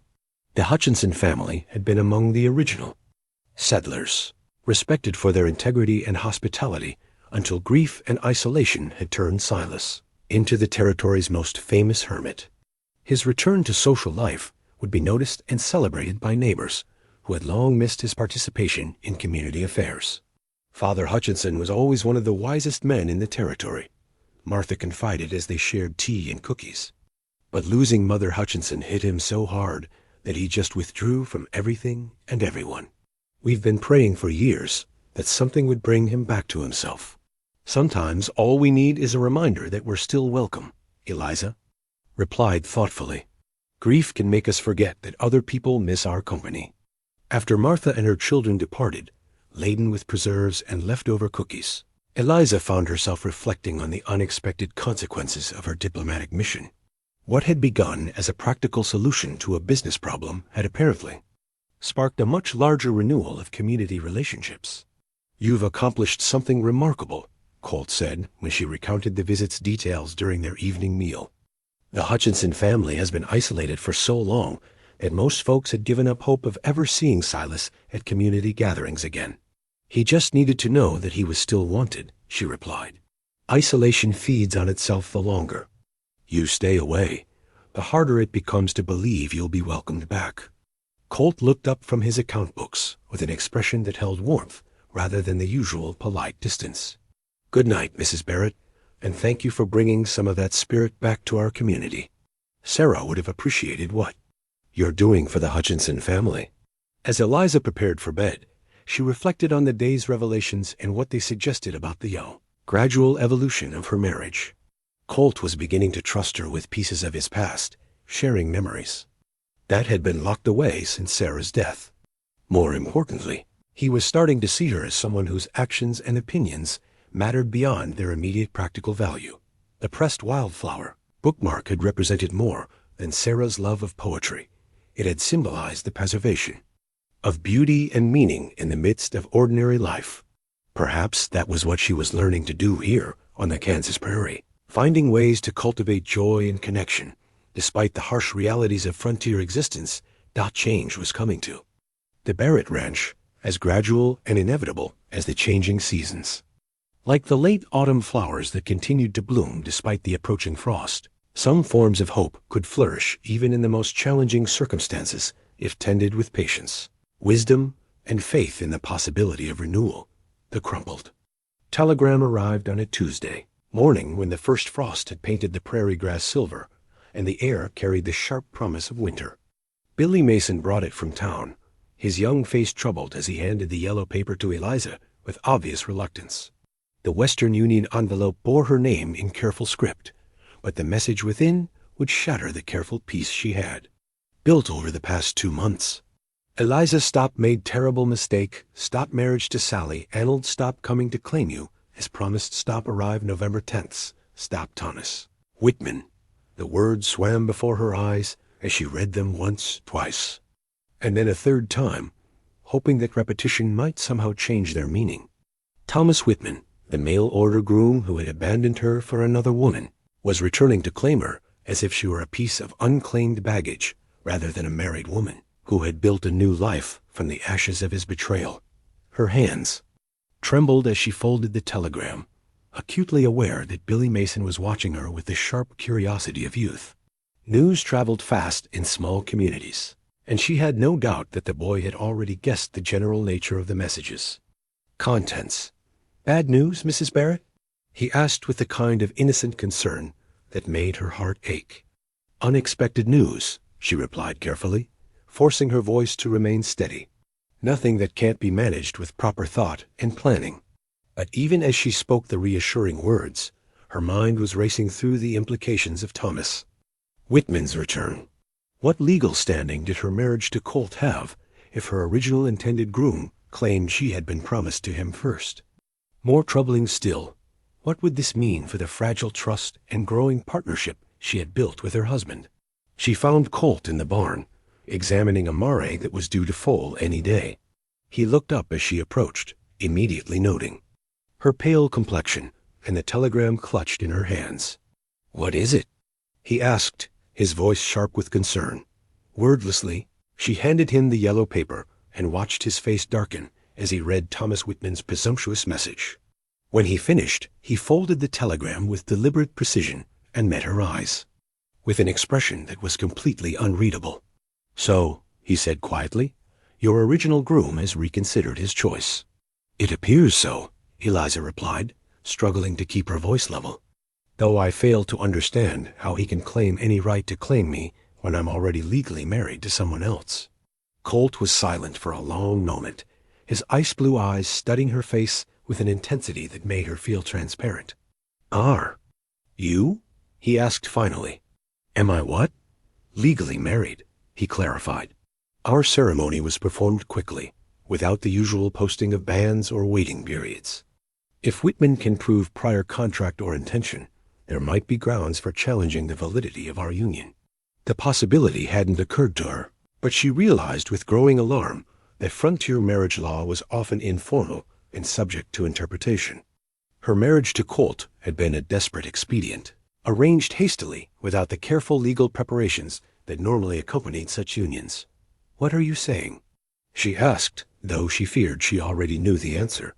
"I'm saying that if Thomas Whitman arrives with proper documentation of your original agreement and legal representation to challenge our marriage, you might find yourself free to honor your first commitment, whether you want to or not." The clinical way he discussed the possibility cut her more deeply than anger would have done.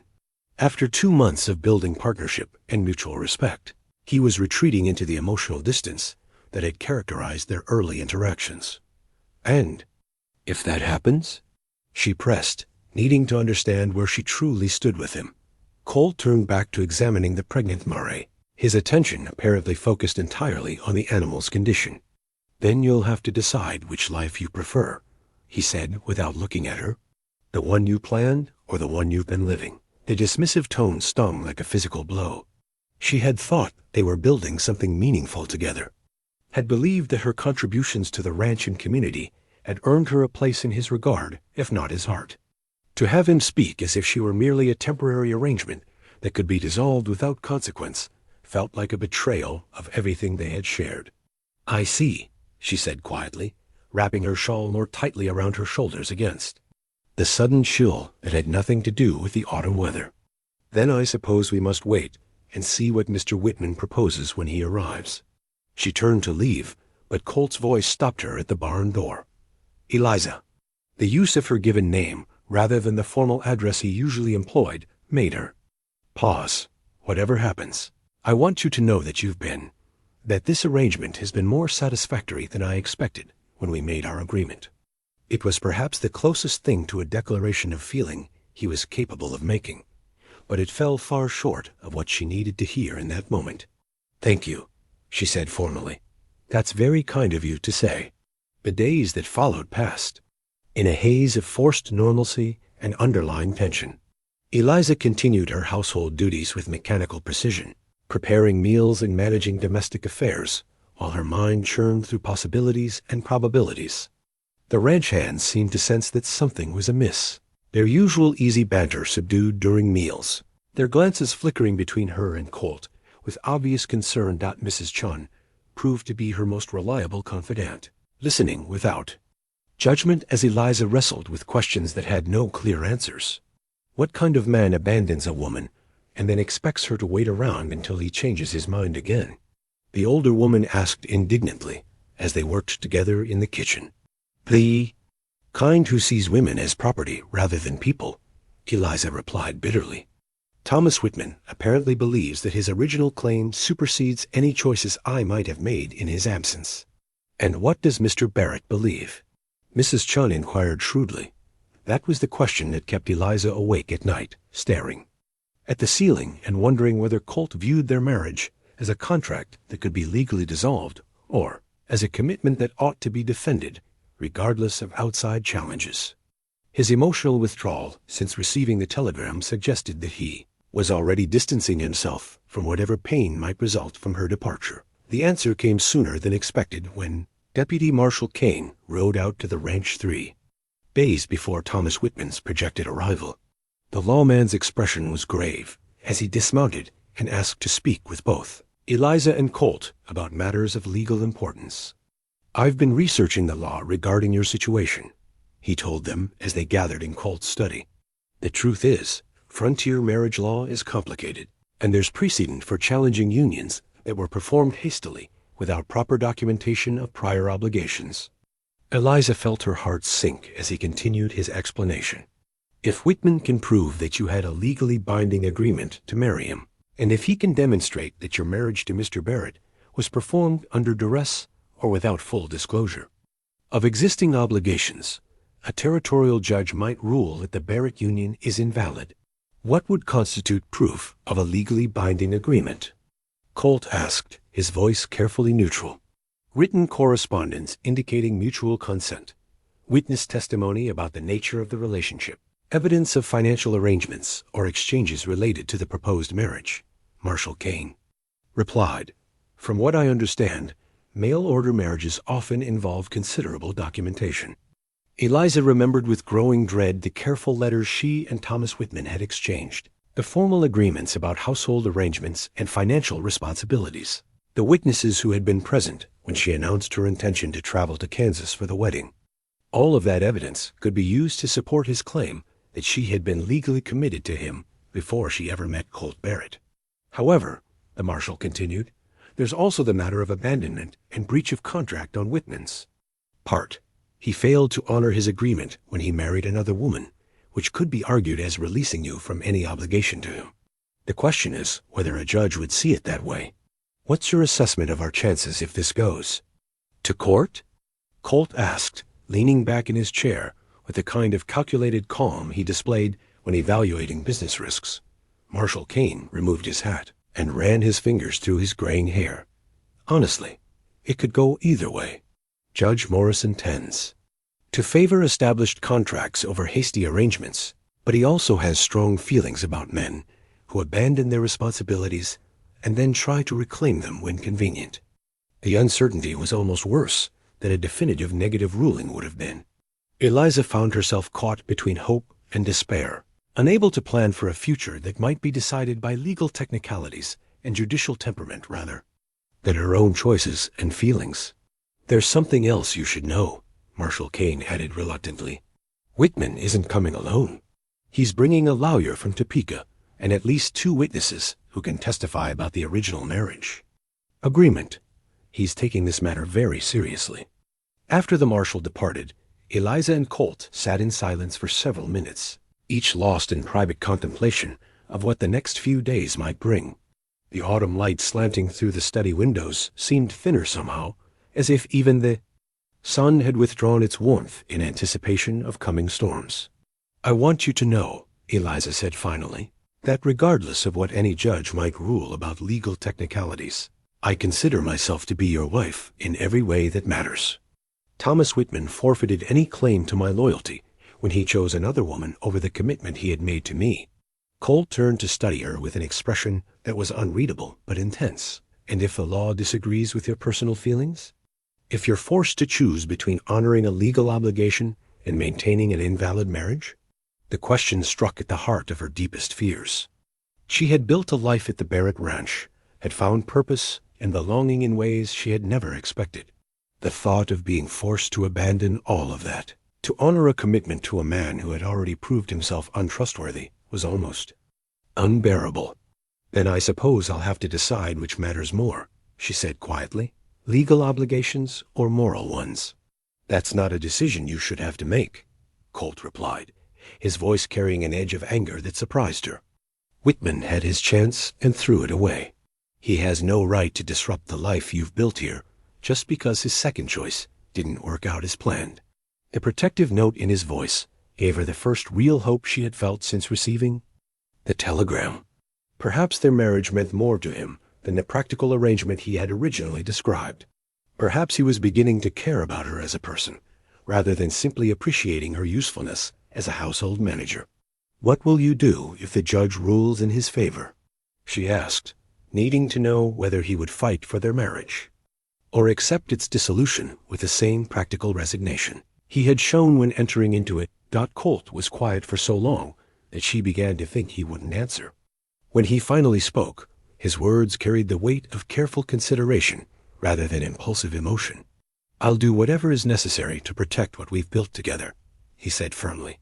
"Legal technicalities be damned.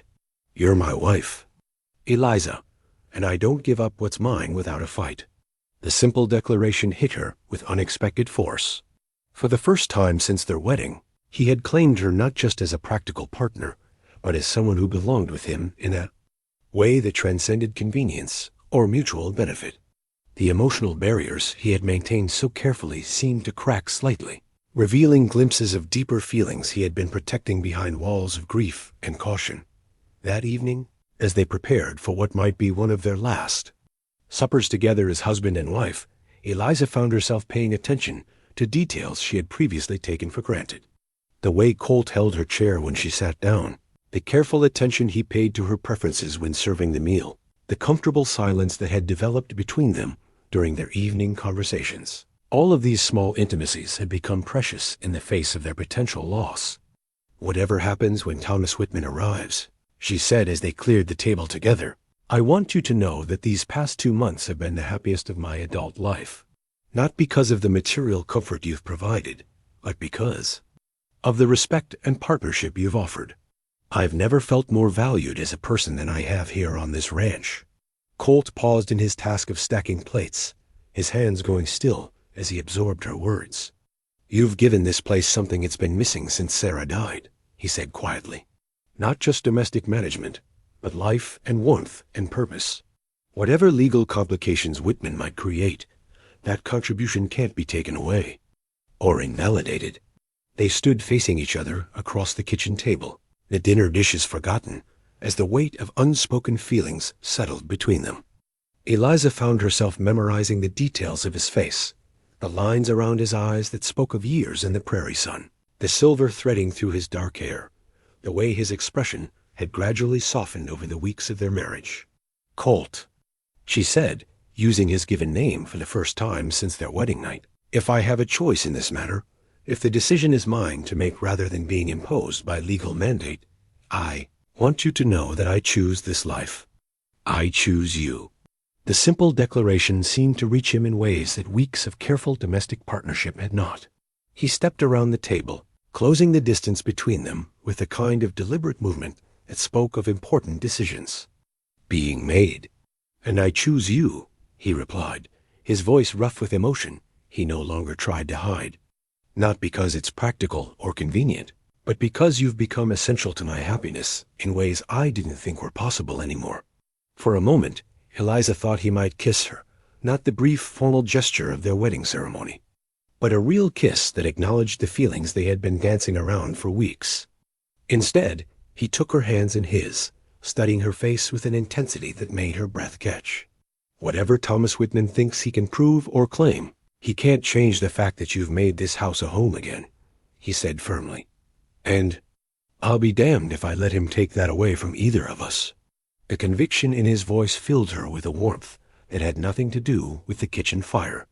Whatever legal challenges lay ahead, whatever complications Thomas Whitman's arrival might bring, she finally knew where she stood with the man she had married out of necessity, but was learning to love out of choice. The crumpled telegram that had brought such devastating news now seemed less like a harbinger of doom and more like a test that would determine the true strength of what they had built together. Some challenges, Eliza reflected, had the power to destroy relationships that were built on weak foundations, while others served to reveal the depth and resilience of connections that had grown strong enough to weather any storm that tomorrow would bring whatever complications Thomas Whitman chose to create. But tonight she was exactly where she belonged, standing in the kitchen of the Barrett ranch, beside a man who had finally learned to value what he had gained more than what he had lost. Sarah's locket lay warm in Eliza's palm, its delicate gold surface catching the lamplight as she examined the intricate engraving around its edges. Colt had presented it to her that morning, his hands trembling slightly as he fastened the delicate chain around her neck, the first genuinely intimate gesture he had made since their wedding 2 months ago. "It was my grandmother's originally," he had said, his voice thick with emotion. "Sarah wore it every day of our marriage.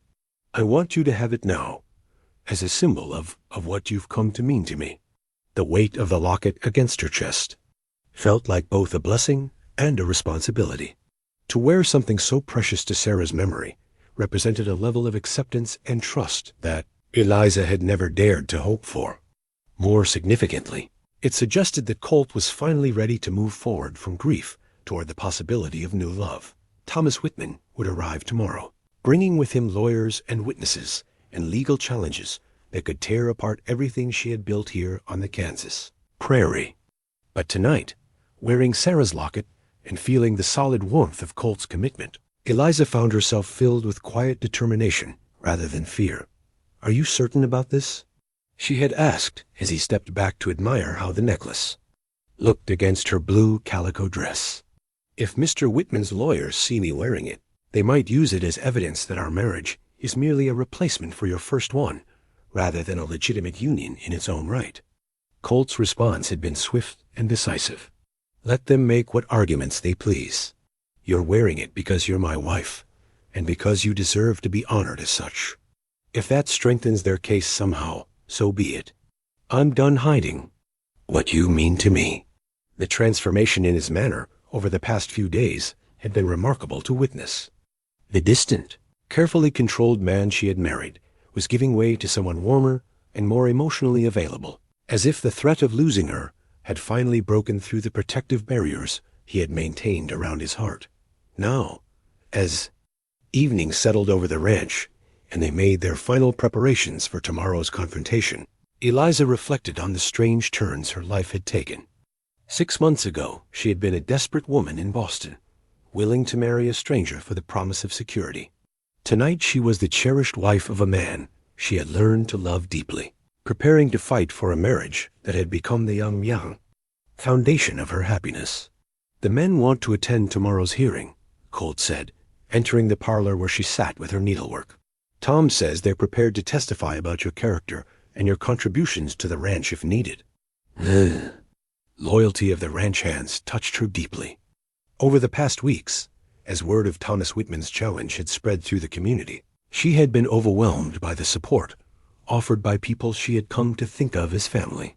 "That's very kind of them," she replied, setting aside her mending to give him her full attention. "Though I hope their testimony won't be necessary. This should be a matter of law rather than character assessment." "Character matters more than you might think in frontier justice," Colt said, settling into the chair beside hers. "Judge Morrison has considerable discretion in how he interprets contractual obligations, especially when moral considerations come into play." They had spent hours over the past 3 days reviewing the details of her original correspondence with Thomas Whitman, searching for anything that might undermine his claim to a binding agreement. The exercise had been both painful and illuminating, forcing Eliza to confront how desperate and naive she had been when she first agreed to marry a man she had never met. "I keep thinking about the woman I was when I wrote those letters," she said quietly, "so frightened of being alone that I was willing to promise myself to someone whose character I knew nothing about. It seems like another lifetime now."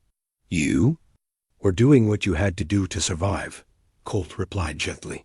"There's no shame in that. But you're not that desperate woman anymore, and you don't owe Thomas Whitman anything just because he was your first option for escape." The confident way he spoke about her worth and her right to choose her own future filled her with gratitude. This was the man she had glimpsed occasionally during their courtship, protective, passionate, willing to fight for what mattered to him. The threat of losing her had apparently awakened feelings he had thought died with Sarah. "What will you say if Judge Morrison asks you why you married me so quickly?" she asked, voicing one of her persistent worries about tomorrow's hearing. Colt considered the question seriously, understanding that his answer could determine the outcome of their case. "I'll tell him the truth," he said finally.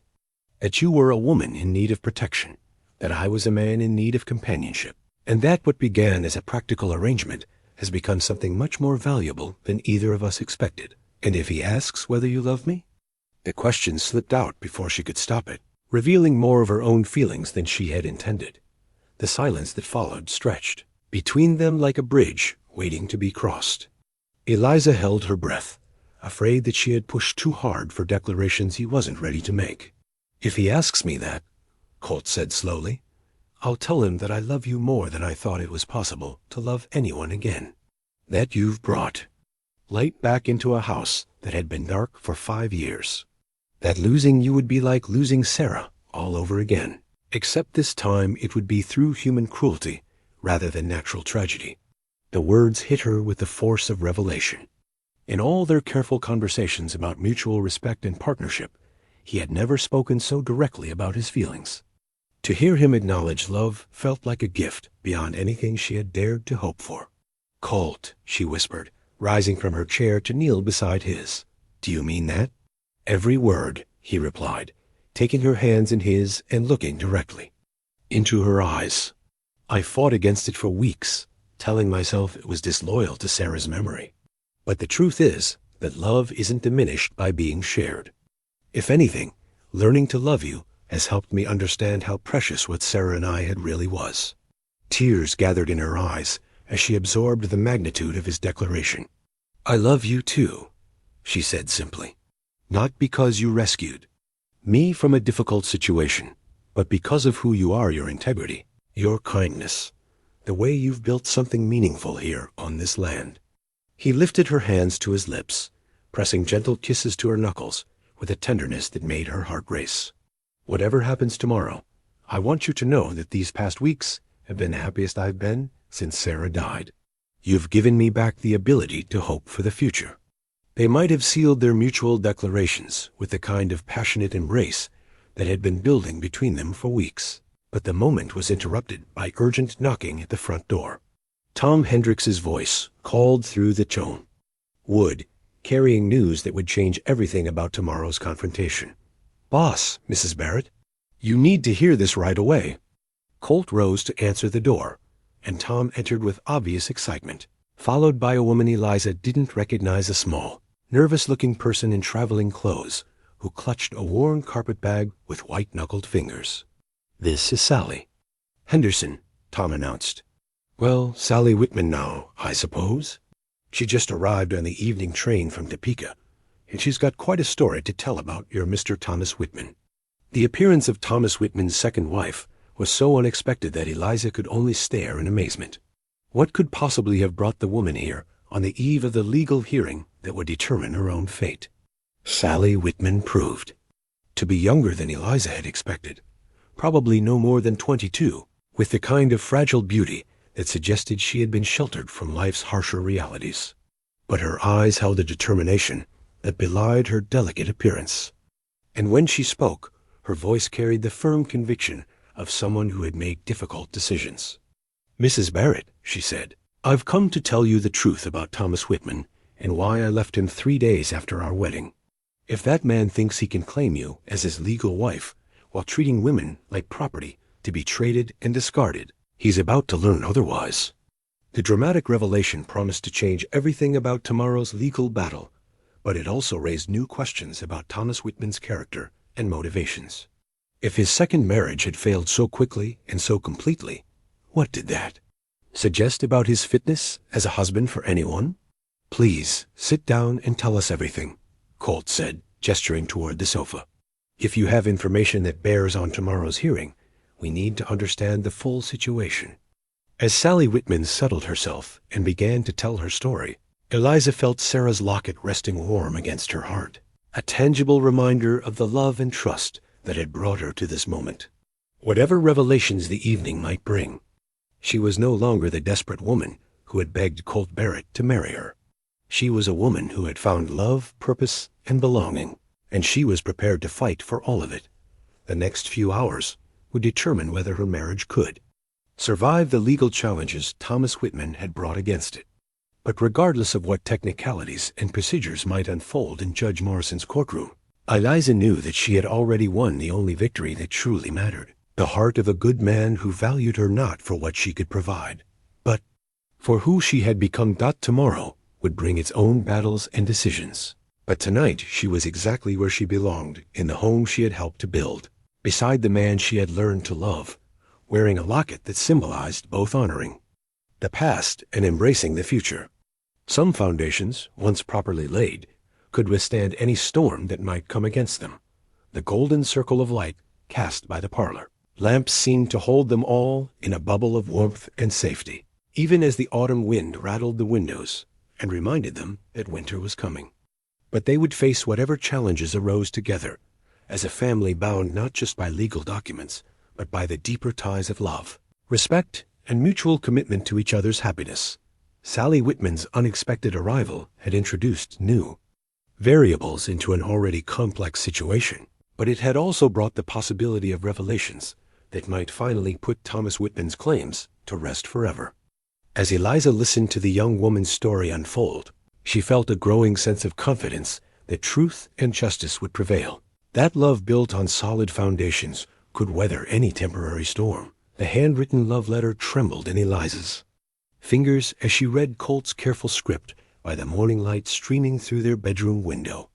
He had left it on her dressing table some time before dawn, along with a single prairie rose from the last blooms of the season, his first written expression of feelings that had been growing steadily since the day they wed. "My dearest Eliza," the letter began, "words have never come easily to me when speaking of matters of the heart, but the possibility of losing you has made silence impossible. You came into my life when I thought my capacity for love had died with Sarah, and you have shown me that the human heart has room for more joy than I ever imagined possible. Whatever Judge Morrison decides today, I want you to know that you have been the greatest blessing of my adult life. Not because you managed my household, or charmed difficult neighbors, or proved yourself capable in crisis, though you have done all of those things with grace and wisdom. You have been a blessing because you saw past my grief to the man I could become again, and you loved that man enough to wait for him to remember himself.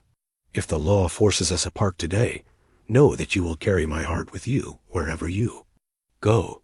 If it allows us to remain together, know that I will spend every remaining day of my life proving myself worthy of your love. Either way, you have transformed me from a man existing in the shadow of loss to someone ready to embrace whatever future we can build together. All my love, Colt." She pressed the letter to her chest, feeling Sarah's locket warm against her heart. Beneath the paper, in just a few hours, she would stand before Judge Morrison and learn whether her marriage would be validated or dissolved, whether her future lay with the man she had grown to love or with the stranger who had abandoned her and now sought to reclaim her. The hearing was scheduled for 10 o'clock in the courthouse at Dusty Crossings, and already she could hear the sounds of preparation echoing from the kitchen below. Mrs. Chun was putting together a breakfast that none of them would likely have appetite to eat, while the ranch hands prepared to ride into town as character witnesses if needed. Sally Whitman's revelations the previous evening had provided shocking insight into Thomas Whitman's true character. The young woman had described a marriage that began with deception and quickly deteriorated into emotional cruelty and financial manipulation. Thomas had married her for her inheritance, only to discover that her father's estate was tied up in legal complications that might take years to resolve. When she proved less financially valuable than expected, he had begun looking for ways to escape their union while keeping whatever assets he could claim. "He never loved me," Sally had said with quiet dignity. "I was simply a means to an end, just as you were before me." When he learned that you had married well and might represent a better opportunity, he decided to challenge your marriage and reclaim you as his property.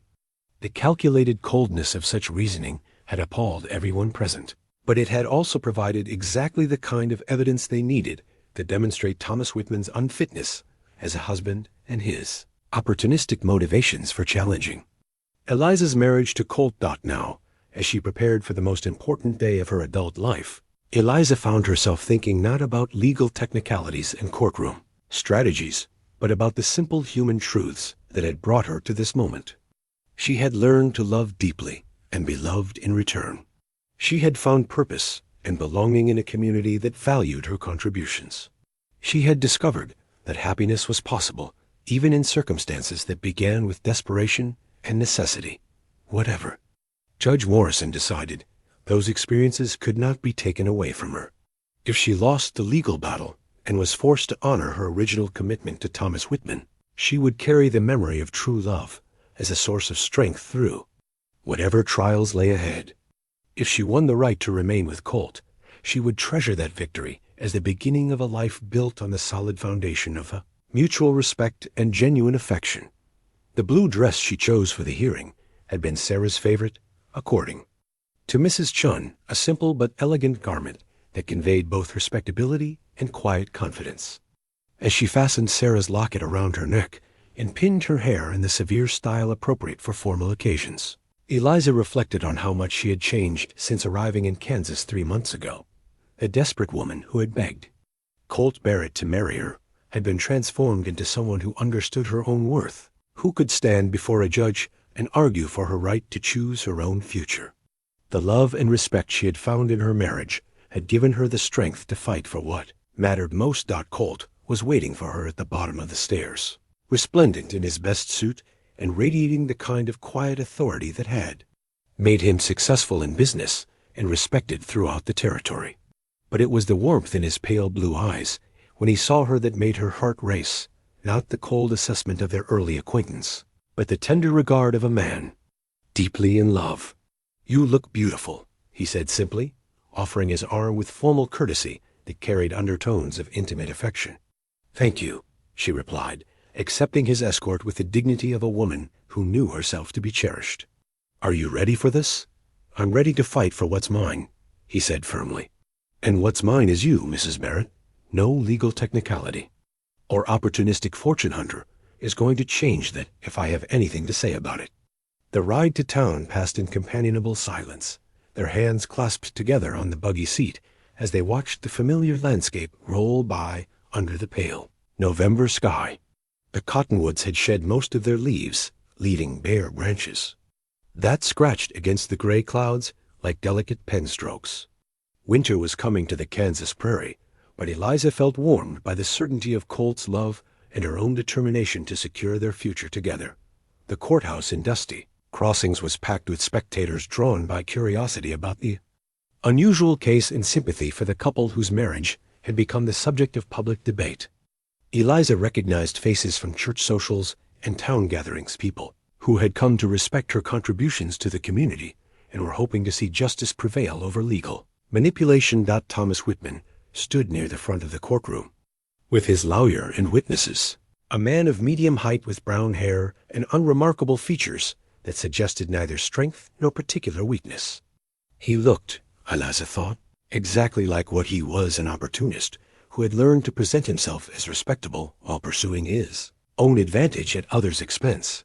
When their eyes met across the crowded room, she felt nothing but mild distaste for someone who had caused her considerable inconvenience.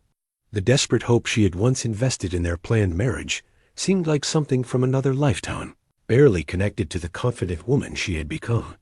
Judge Morrison called the court to order promptly at 10 o'clock, his weathered face stern, but not unkind as he surveyed the packed courtroom. He was known throughout the territory as a fair man who considered both legal precedent and human compassion, in making his decisions exactly the kind of judge who might be willing to look beyond technicalities to the deeper questions of justice and human welfare. "This court is convened to hear the matter of Whitman versus Barrett, concerning the validity of a marriage contract and claims of prior obligation," the judge announced.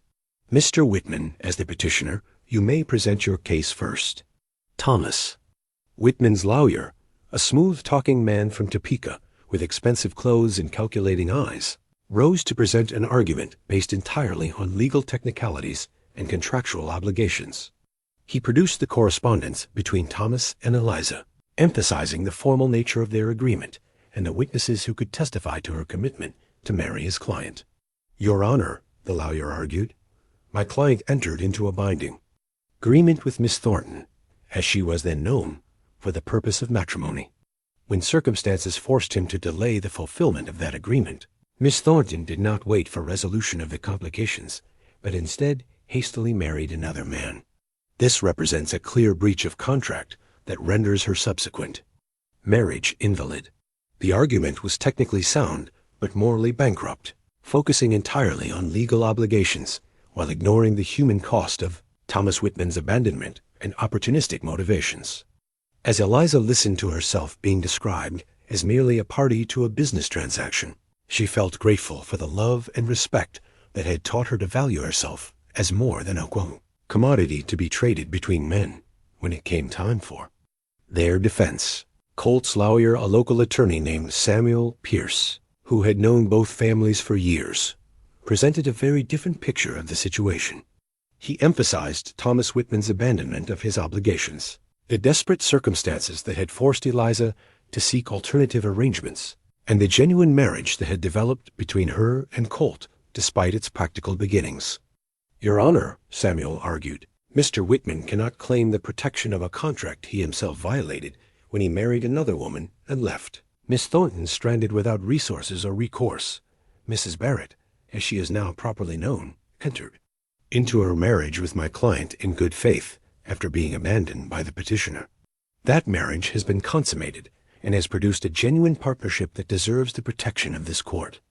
The legal arguments continued for nearly an hour, with both sides citing precedents and technicalities that would ultimately guide Judge Morrison's decision. But Eliza found herself paying more attention to the human drama unfolding in the courtroom. The way Colt sat beside her with protective determination, the supportive faces of their friends and neighbors, the calculating expression on Thomas Whitman's face as he evaluated his chances of success when Judge Morrison called for a brief recess to consider the arguments presented. Eliza knew that the next few minutes would determine the course of her entire future. She had fought as hard as she could for the right to remain with the man she loved, but now the decision rested with someone else entirely. The freshly picked prairie roses in Colt's weathered hands trembled slightly as he stood before Judge Morrison's bench, their delicate petals a startling splash of color against the somber atmosphere of the courtroom. He had gathered them that morning from the last blooms of the season, a romantic gesture that would have seemed impossible from the cold, distant man Eliza had married 3 months ago. "Your Honor," he said, his voice carrying across the packed courtroom with quiet conviction, "I'd like to address this court not as a defendant in a legal proceeding, but as a man who has found unexpected happiness and refuses to let it be destroyed by someone else's greed and opportunism."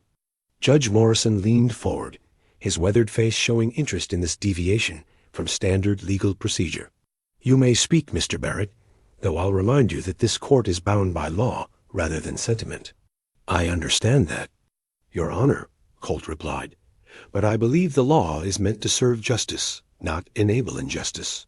And there would be no justice in forcing my wife to honor a commitment to a man who abandoned her when she needed him most." The simple words carried the weight of absolute conviction, and Eliza felt her heart swell with pride and love for this man who was willing to fight for their marriage before God and the entire community.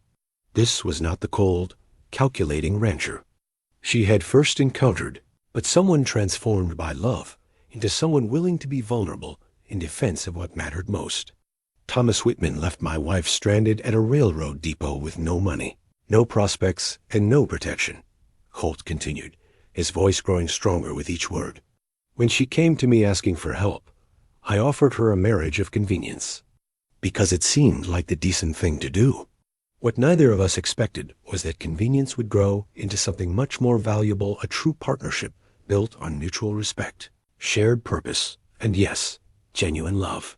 He held up the prairie roses, their simple beauty a stark contrast to the legal documents and formal proceedings that surrounded them. "I picked these for my wife this morning, Your Honor, not because any law required it, but because she has brought joy back into a life that had been empty for 5 years. That's not something that can be dissolved by legal technicalities or transferred to someone else like a piece of property." Judge Morrison's expression remained carefully neutral, but Eliza caught a slight softening around his eyes that suggested Colt's words were having their intended effect. The courtroom had fallen completely silent, everyone present understanding that they were witnessing something more significant than a legal argument. They were seeing a man's heart laid bare in defense of love. "Mr. Whitman," the judge said, turning his attention to Thomas, "I'm curious to hear your response to these claims about your abandonment of Miss Thornton." What exactly were the circumstances that prevented you from honoring your original agreement? Thomas Whitman rose with obvious reluctance, his earlier confidence shaken by the emotional power of Colt's declaration. Your Honor, I was presented with an unexpected opportunity for marriage to Miss Henderson, whose family connections offered significant advantages for my business interests. I felt it would be irresponsible to pass up such an opportunity based on a mere correspondence relationship. The callous admission drew audible gasps from the courtroom audience. In trying to justify his actions, Thomas had revealed exactly the kind of calculating opportunism that made him unfit as a husband for any decent woman. So you abandoned your commitment to Miss Thornton for financial advantage? Judge Morrison asked, his tone sharpening with obvious disapproval. I made a practical business decision, Thomas replied, seemingly unaware of how damaging his honesty was proving to be. Marriage is fundamentally an economic arrangement. Your Honor, I chose the option that offered the best prospects for financial success. It was precisely the wrong thing to say in a courtroom filled with people who understood marriage as a sacred commitment between two people who chose to share their lives. Eliza heard murmurs of disgust from the gallery and saw several jurors shaking their heads in disapproval. Judge Morrison turned to Sally Whitman, who had been sitting quietly near the back of the courtroom throughout the proceedings. Mrs. Whitman, I understand you have testimony relevant to this case? Sally rose with quiet dignity, her small frame somehow managing to command the attention of the entire room. Yes, Your Honor. I married Thomas Whitman 3 months ago, believing him to be an honorable man seeking genuine partnership. I discovered within days that he was interested only in my inheritance and had no regard for my feelings or welfare as a person. She paused, gathering her courage before delivering the testimony that would destroy Thomas Whitman's case completely. When he learned that my father's estate was tied up in legal complications, he immediately began making inquiries about other women who might prove more financially advantageous. When he discovered that Eliza had married well, he decided to challenge her marriage and reclaim her as what he called a better investment. The courtroom erupted in angry murmurs at this revelation of Thomas Whitman's mercenary motivations. Judge Morrison gavelled for order, his face dark with disapproval as he processed the implications of Sally's testimony. Mr. Whitman, the judge said sternly, are you prepared to deny these allegations about your motivations for challenging Mrs. Barrett's marriage? Thomas Whitman's face had gone pale as he realized how completely his case had collapsed. Your Honor, that is. My personal reasons for seeking to resolve this contractual dispute should not influence the legal merits of my claim. On the contrary, Judge Morrison replied sharply, your motivations are entirely relevant to this court's assessment of whether justice would be served by granting your petition. A man who treats marriage as a business transaction and women as investment opportunities has no standing to claim the protection of this court's authority. The judge paused, surveying the packed courtroom with the kind of measured attention that suggested he was about to render a decision that would be remembered throughout the territory for years to come.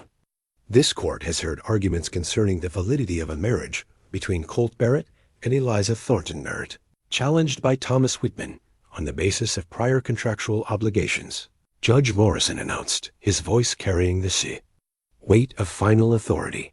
Having considered all testimony and evidence presented, I am prepared to render my decision.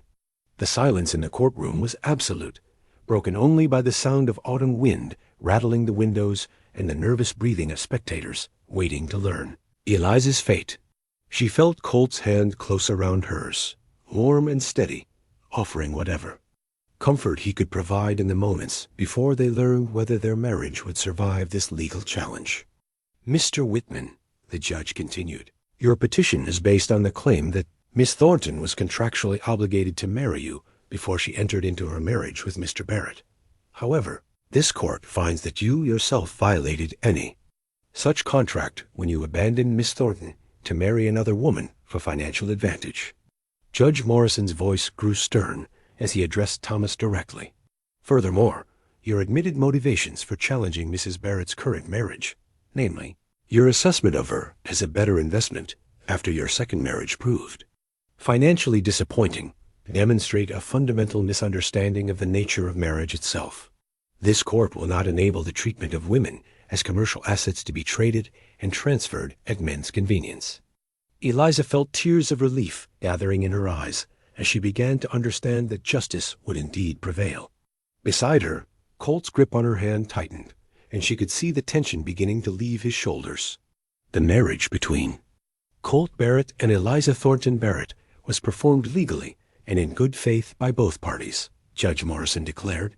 Mrs. Barrett entered into that union after being abandoned by the petitioner, and the union has been consummated and has produced a genuine partnership that deserves legal protection. This court therefore denies Mr. Whitman's petition and affirms the validity of the Barrett marriage. The courtroom erupted in cheers and applause as friends and neighbors celebrated the victory of love and justice over opportunistic manipulation. Eliza found herself swept into Colt's arms, the prairie roses crushed between them as he held her close enough to whisper in her ear. "You're mine," he said fiercely, his voice rough with emotion. "Legally, officially, and forever. No one can take you away from me now. And you're mine," she whispered back, tears of joy streaming down her face. "My husband, my partner, my love, always and completely." For the first time since their wedding 3 months ago, Colt kissed her with the passion of a man claiming the woman he loved rather than the formal politeness of a business arrangement. The kiss was witnessed by the entire community, a public declaration that their marriage had become something far more meaningful than either of them had originally intended. When they finally broke apart, Eliza saw that Thomas Whitman was already pushing his way toward the courthouse exit, his face dark with anger and humiliation. His lawyer followed, muttering about appeals and procedural challenges. But Judge Morrison's decision had been so definitive, and his reasoning so sound that any further legal action would be both expensive and futile. Sally Whitman approached them as the crowd began to disperse, her face bright with satisfaction at having played a crucial role in securing justice. "I'm so happy for you both," she said warmly. "You deserve every bit of happiness you can find together." "What will you do now?" Eliza asked, concerned for the young woman who had shown such courage in testifying against her own husband. "I'm returning to my family in Ohio," Sally replied. "My marriage to Thomas was based on deception from the beginning, so it can be annulled without difficulty. I'll be fine. I'm stronger than I look. And I've learned valuable lessons about the kind of man I should avoid in the future." As they made their way out of the courthouse, Eliza was struck by the number of people who stopped to offer congratulations and express their pleasure at the outcome. Mrs. Chon embraced her cheerfully, declaring that justice had been served and love had triumphed. Tom Hendricks and the other ranch hands gathered around Colt, shaking his hand and slapping his back in the way of men who had witnessed their boss fight for something that mattered. Even Silas Hutchinson appeared, having made his first trip to town in years, specifically to attend the hearing. "Glad to see things worked out proper," he said gruffly, shaking Colt's hand with genuine warmth. "You're a lucky man, Barrett. Don't forget to treasure what you've got." "I won't," Colt replied solemnly. "Not for a single day." The ride back to the ranch passed in a haze of joy and relief, with Eliza's head resting on Colt's shoulder as they watched their land spread out before them under the pale November sky. The cottonwoods were bare now, their branches etched against the clouds like delicate lacework. But the prairie grass still held traces of gold that caught the afternoon light. "What are you thinking about?" Colt asked as they turned into the familiar lane that led to their home. "How different everything looks now," she replied thoughtfully. 3 months ago, I saw this land as refuge from desperation. Now it looks like home, like the place where we'll build our life together." "Our life together," he repeated, as if testing the words for their weight and meaning. "I like the sound of that, Mrs. Barrett." That evening, as they sat before the fireplace in their parlor, Eliza reflected on the remarkable journey that had brought them to this moment of perfect contentment. The prairie roses Colt had picked for her that morning were arranged in a simple vase on the mantelpiece, their sweet fragrance mingling with the wood smoke and creating an atmosphere of domestic peace. "I have something for you," Colt said, reaching into his vest pocket to withdraw a small wrapped package. "Something I've been working on during the evenings when you thought I was just reading." Inside the tissue paper was a delicate silver hair comb, its surface engraved with the same wildflower pattern that decorated Sarah's locket. The craftsmanship was beautiful, but clearly amateur, the work of loving hands rather than professional skill. "You made this?" she asked, touched by the thought and effort such a gift represented. "Seemed like you should have something that was." "Made specially for you," he said, his cheeks slightly flushed with embarrassment. "I know it's not as fine as store-bought jewelry." But she silenced him with a kiss that conveyed all the love and gratitude that words could not adequately express. When they parted, she turned so he could fasten the comb in her hair, the silver catching the firelight and making her feel more beautiful than any expensive ornament could have managed. "It's perfect," she said simply. "The most beautiful gift I've ever received, because it came from your hands and your heart." As they settled back into comfortable conversation about their plans for the ranch and their hopes for the future, Eliza marveled at how completely her life had been transformed. She had come to Kansas seeking security through marriage to a stranger. She had found love, purpose, and belonging beyond anything she had dared to imagine. The freshly picked prairie roses on the mantelpiece would wilt and fade within a few days, but they would always represent this perfect moment when love triumphed. Over-opportunism and two wounded hearts discovered that healing was possible when approached with patience, wisdom, and genuine care for each other's happiness. The silver hair comb caught the spring sunlight streaming through the bedroom window as Eliza arranged her auburn hair for the journey to town. 6 months had passed since Judge Morrison's decisive ruling. 6 months of deepening love and growing. Partnership that had transformed their marriage of convenience into something that exceeded both their wildest hopes. Today marked a special occasion, the Sedgwick County Fair, where she would enter her apple pie in competition for the first time, carrying on a tradition that Sarah Barrett had established years before. The comb Colt had crafted for her during those anxious evenings before the hearing had become her most treasured possession, worn for every special occasion as a reminder of the man who had learned to express his love through both words and actions. Its weight in her hair felt like a blessing, a tangible symbol of the transformation that had overtaken their relationship since that day in court when he had stood before the entire community and claimed her as his wife in every sense that mattered. "Are you ready for this?" Colt asked from the doorway, his own appearance reflecting the care he had taken in preparing for their first public social event since their marriage had been legally confirmed. The well-tailored suit emphasized his broad shoulders and confident bearing, but it was the warmth in his pale blue eyes when he looked at her that made her heart race with the same excitement she had felt as a young girl anticipating her first dance. "More than ready," she replied, adjusting the blue ribbon in her hair, not the same one that Sarah had won, but a new one that represented her own hopes and ambitions. "Mrs. Chun assures me that the secret ingredient you shared with me will give us an excellent chance of success." The apple pie that waited in the kitchen represented more than culinary ambition. It was a symbol of how completely she had been accepted into the Barrett family legacy. When Colt had shared Sarah's secret recipe, the touch of cinnamon in the crust that had made her pies legendary throughout the territory, he had been offering Eliza a place in the continuing story of their home, rather than asking her to compete with memory. "Sarah would be pleased to know her recipe is being put to good use again," he said, crossing the room to slip his arms around her waist from behind. "She always said that the best recipes were meant to be shared, not hoarded like family secrets."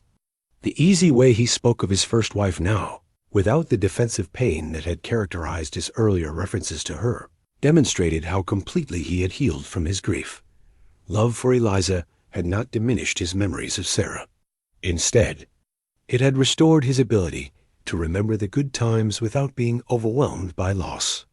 "I hope I can do justice to her reputation," Eliza said, leaning back against his solid warmth and marveling at how natural such intimacy had become between them. "You'll do more than that," Colt replied confidently. "You'll create your own reputation, just as you've created your own place in this community. Sarah's legacy lives on through the kindness and wisdom she shared, but you're not competing with her memory. You're adding to the story of what the Barrett name means to people around here." The insight revealed how much thought he had given to the complex dynamics of honoring the past while building toward the future. Their marriage had become a testament to the possibility of loving deeply more than once, of building new happiness on the foundation of lessons learned through loss and healing. The drive to the county fairgrounds took them through countryside that was lush with early summer growth, the prairie grass green and thick after a wet spring that had blessed the entire territory with abundant rainfall. Cattle grazed contentedly in pastures that stretched to the horizon, and the sky overhead was the kind of brilliant blue that seemed to promise infinite possibilities for joy and celebration. Other wagons and buggies converged on the fairgrounds. From all directions, their occupants dressed in their finest clothes and carrying the fruits of months of preparation prized livestock, carefully preserved vegetables, quilts, and needlework that represented the domestic arts that bound frontier communities together. The annual fair was more than entertainment. It was a celebration of survival, prosperity, and the human connections that made life meaningful even in harsh and isolated circumstances. "There's Silas," Colt observed, pointing toward a wagon where their formerly reclusive neighbor was carefully unloading a magnificent chestnut marais that had clearly been groomed and trained for competition. "I still can't quite believe he's participating again after all these years." Silas Hutchinson had indeed returned to community life with enthusiasm that surprised everyone who remembered his years of bitter isolation. His friendship with Eliza had grown steadily since that first diplomatic visit, and he had become one of their most frequent dinner guests. His stories of the territory's early days providing entertainment for winter evenings when ranch work was light. "People need to feel valued and welcome," Eliza replied, watching as Martha Hutchinson and her children gathered around their grandfather, with obvious pride in his decision to rejoin the social fabric of their community. "Sometimes all it takes is one person willing to extend a genuine invitation." The philosophy had guided many of her efforts over the past months, as she had gradually assumed a leadership role in various community organizations. Her success in bringing Silas back into social circulation had led to requests for help with other isolated or struggling families, and she had discovered a talent for the kind of patient diplomacy that could heal long-standing rifts and encourage participation in community life. The fairgrounds buzzed with activity as families set up displays and prepared for the various competitions that would determine prizes in categories ranging from livestock to preserves to handcrafts. Eliza carried her apple pie to the judging tent with a kind of nervous excitement she had not felt since childhood, acutely aware that this represented her first public test as the new Mrs. Barrett. "Good luck, dear," said Margaret Henderson, the pastor's wife, as she arranged her own entry in the baked goods competition. "Though from what I hear about your cooking skills, the rest of us should probably be wishing ourselves luck instead." The friendly rivalry was exactly what Eliza had hoped for, acceptance as a peer and competitor rather than deference to her position as Colt Barrett's wife. She had worked hard to earn respect based on her own merits, and the casual confidence with which other women treated her suggested that she had succeeded in establishing herself as a valued member of their community. The day passed in a whirl of activities that reminded Eliza why Sarah had loved the county fair so much.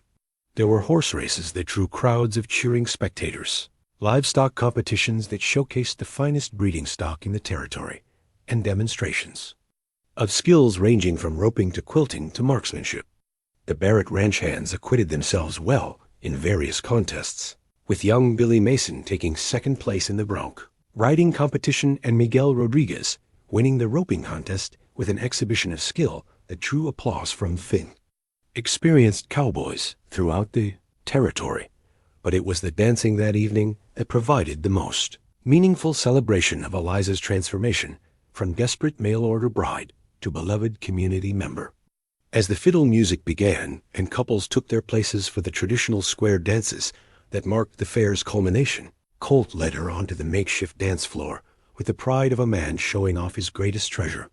"I should warn you," he said as they took their positions for the first dance, "I'm somewhat out of practice. Sarah was the one who loved dancing. I just followed her lead and tried not to embarrass myself too badly." "Then tonight we'll both be learning together," Eliza replied, squeezing his hand reassuringly. "The best partnerships are built on mutual willingness to try new things." The dance began slowly, with simple steps that allowed them to find their rhythm together. But as the music grew more spirited, and the other couples around them laughed and swirled with increasing enthusiasm, Eliza found herself swept up in the pure joy of physical expression and community celebration. Colt proved to be a better dancer than his modest disclaimers had suggested, leading her through the intricate patterns with growing confidence and obvious pleasure. "You're beautiful," he said during a brief pause between dances, his voice slightly breathless from exertion, but warm with admiration. "Not just tonight, but always. I want you to know how grateful I am for every day we have together. Even when I burn the biscuits or argue with you about cattle purchases." She teased, her own happiness making her feel giddy and playful. "Especially then," he replied seriously. "Perfect people are boring, Eliza. I love you because you're real, because you challenge me and surprise me, and make me want to be better than I thought I could be." The second dance was a waltz, slower and more intimate than the square dances, allowing them to move together in a kind of harmony that reflected their growing partnership in all aspects of life. As they turned slowly under the lantern light, surrounded by friends and neighbors who had become like family, Eliza reflected on the remarkable journey that had brought her to this moment of perfect contentment. "Mrs. Barrett," called out the fair announcer as the music came to an end, "would you please come forward to receive your award?" The blue ribbon for first place in the apple pie competition felt surprisingly heavy in her hands as she accepted it, with the cheers and applause of the entire community ringing in her ears. But it was the expression of pride and love on Colt's face that made the moment truly meaningful, not because she had won a competition, but because she had proven herself worthy of carrying on traditions that mattered to him and to their shared community. "Sarah would be so proud," he said as they drove home under a canopy of stars that seemed close enough to touch. "Not just of the blue ribbon, but of everything you've accomplished here. You've honored her memory while creating your own legacy." The silver hair comb caught starlight as Eliza leaned against her husband's shoulder, feeling the perfect rightness of this life they had built together from the unpromising materials of necessity and mutual convenience. Tomorrow would bring new challenges and new opportunities to strengthen their partnership, but tonight was for celebration and gratitude for the unexpected blessing of finding true love, when they had both given up hope of such happiness. The prairie stretched around them in all directions, vast and eternal, under the summer sky, holding within its embrace all the promise of seasons yet to come. Like the hardy grass that bent before fierce winds but never broke, their love had proven strong enough to weather any storm that might arise. Rooted deep in respect and nurtured by daily acts of kindness and consideration, as they approached the lights of home, their home. Built on the foundation of trust and mutual care, Eliza touched the silver comb in her hair and smiled at the memory of desperate words spoken in this same kitchen 6 months ago. "Please marry me, sir. I'm all alone." Tonight she was anything but alone, surrounded by love and belonging, and the absolute certainty that some of life's most beautiful stories began with the courage to ask for help when it was needed most.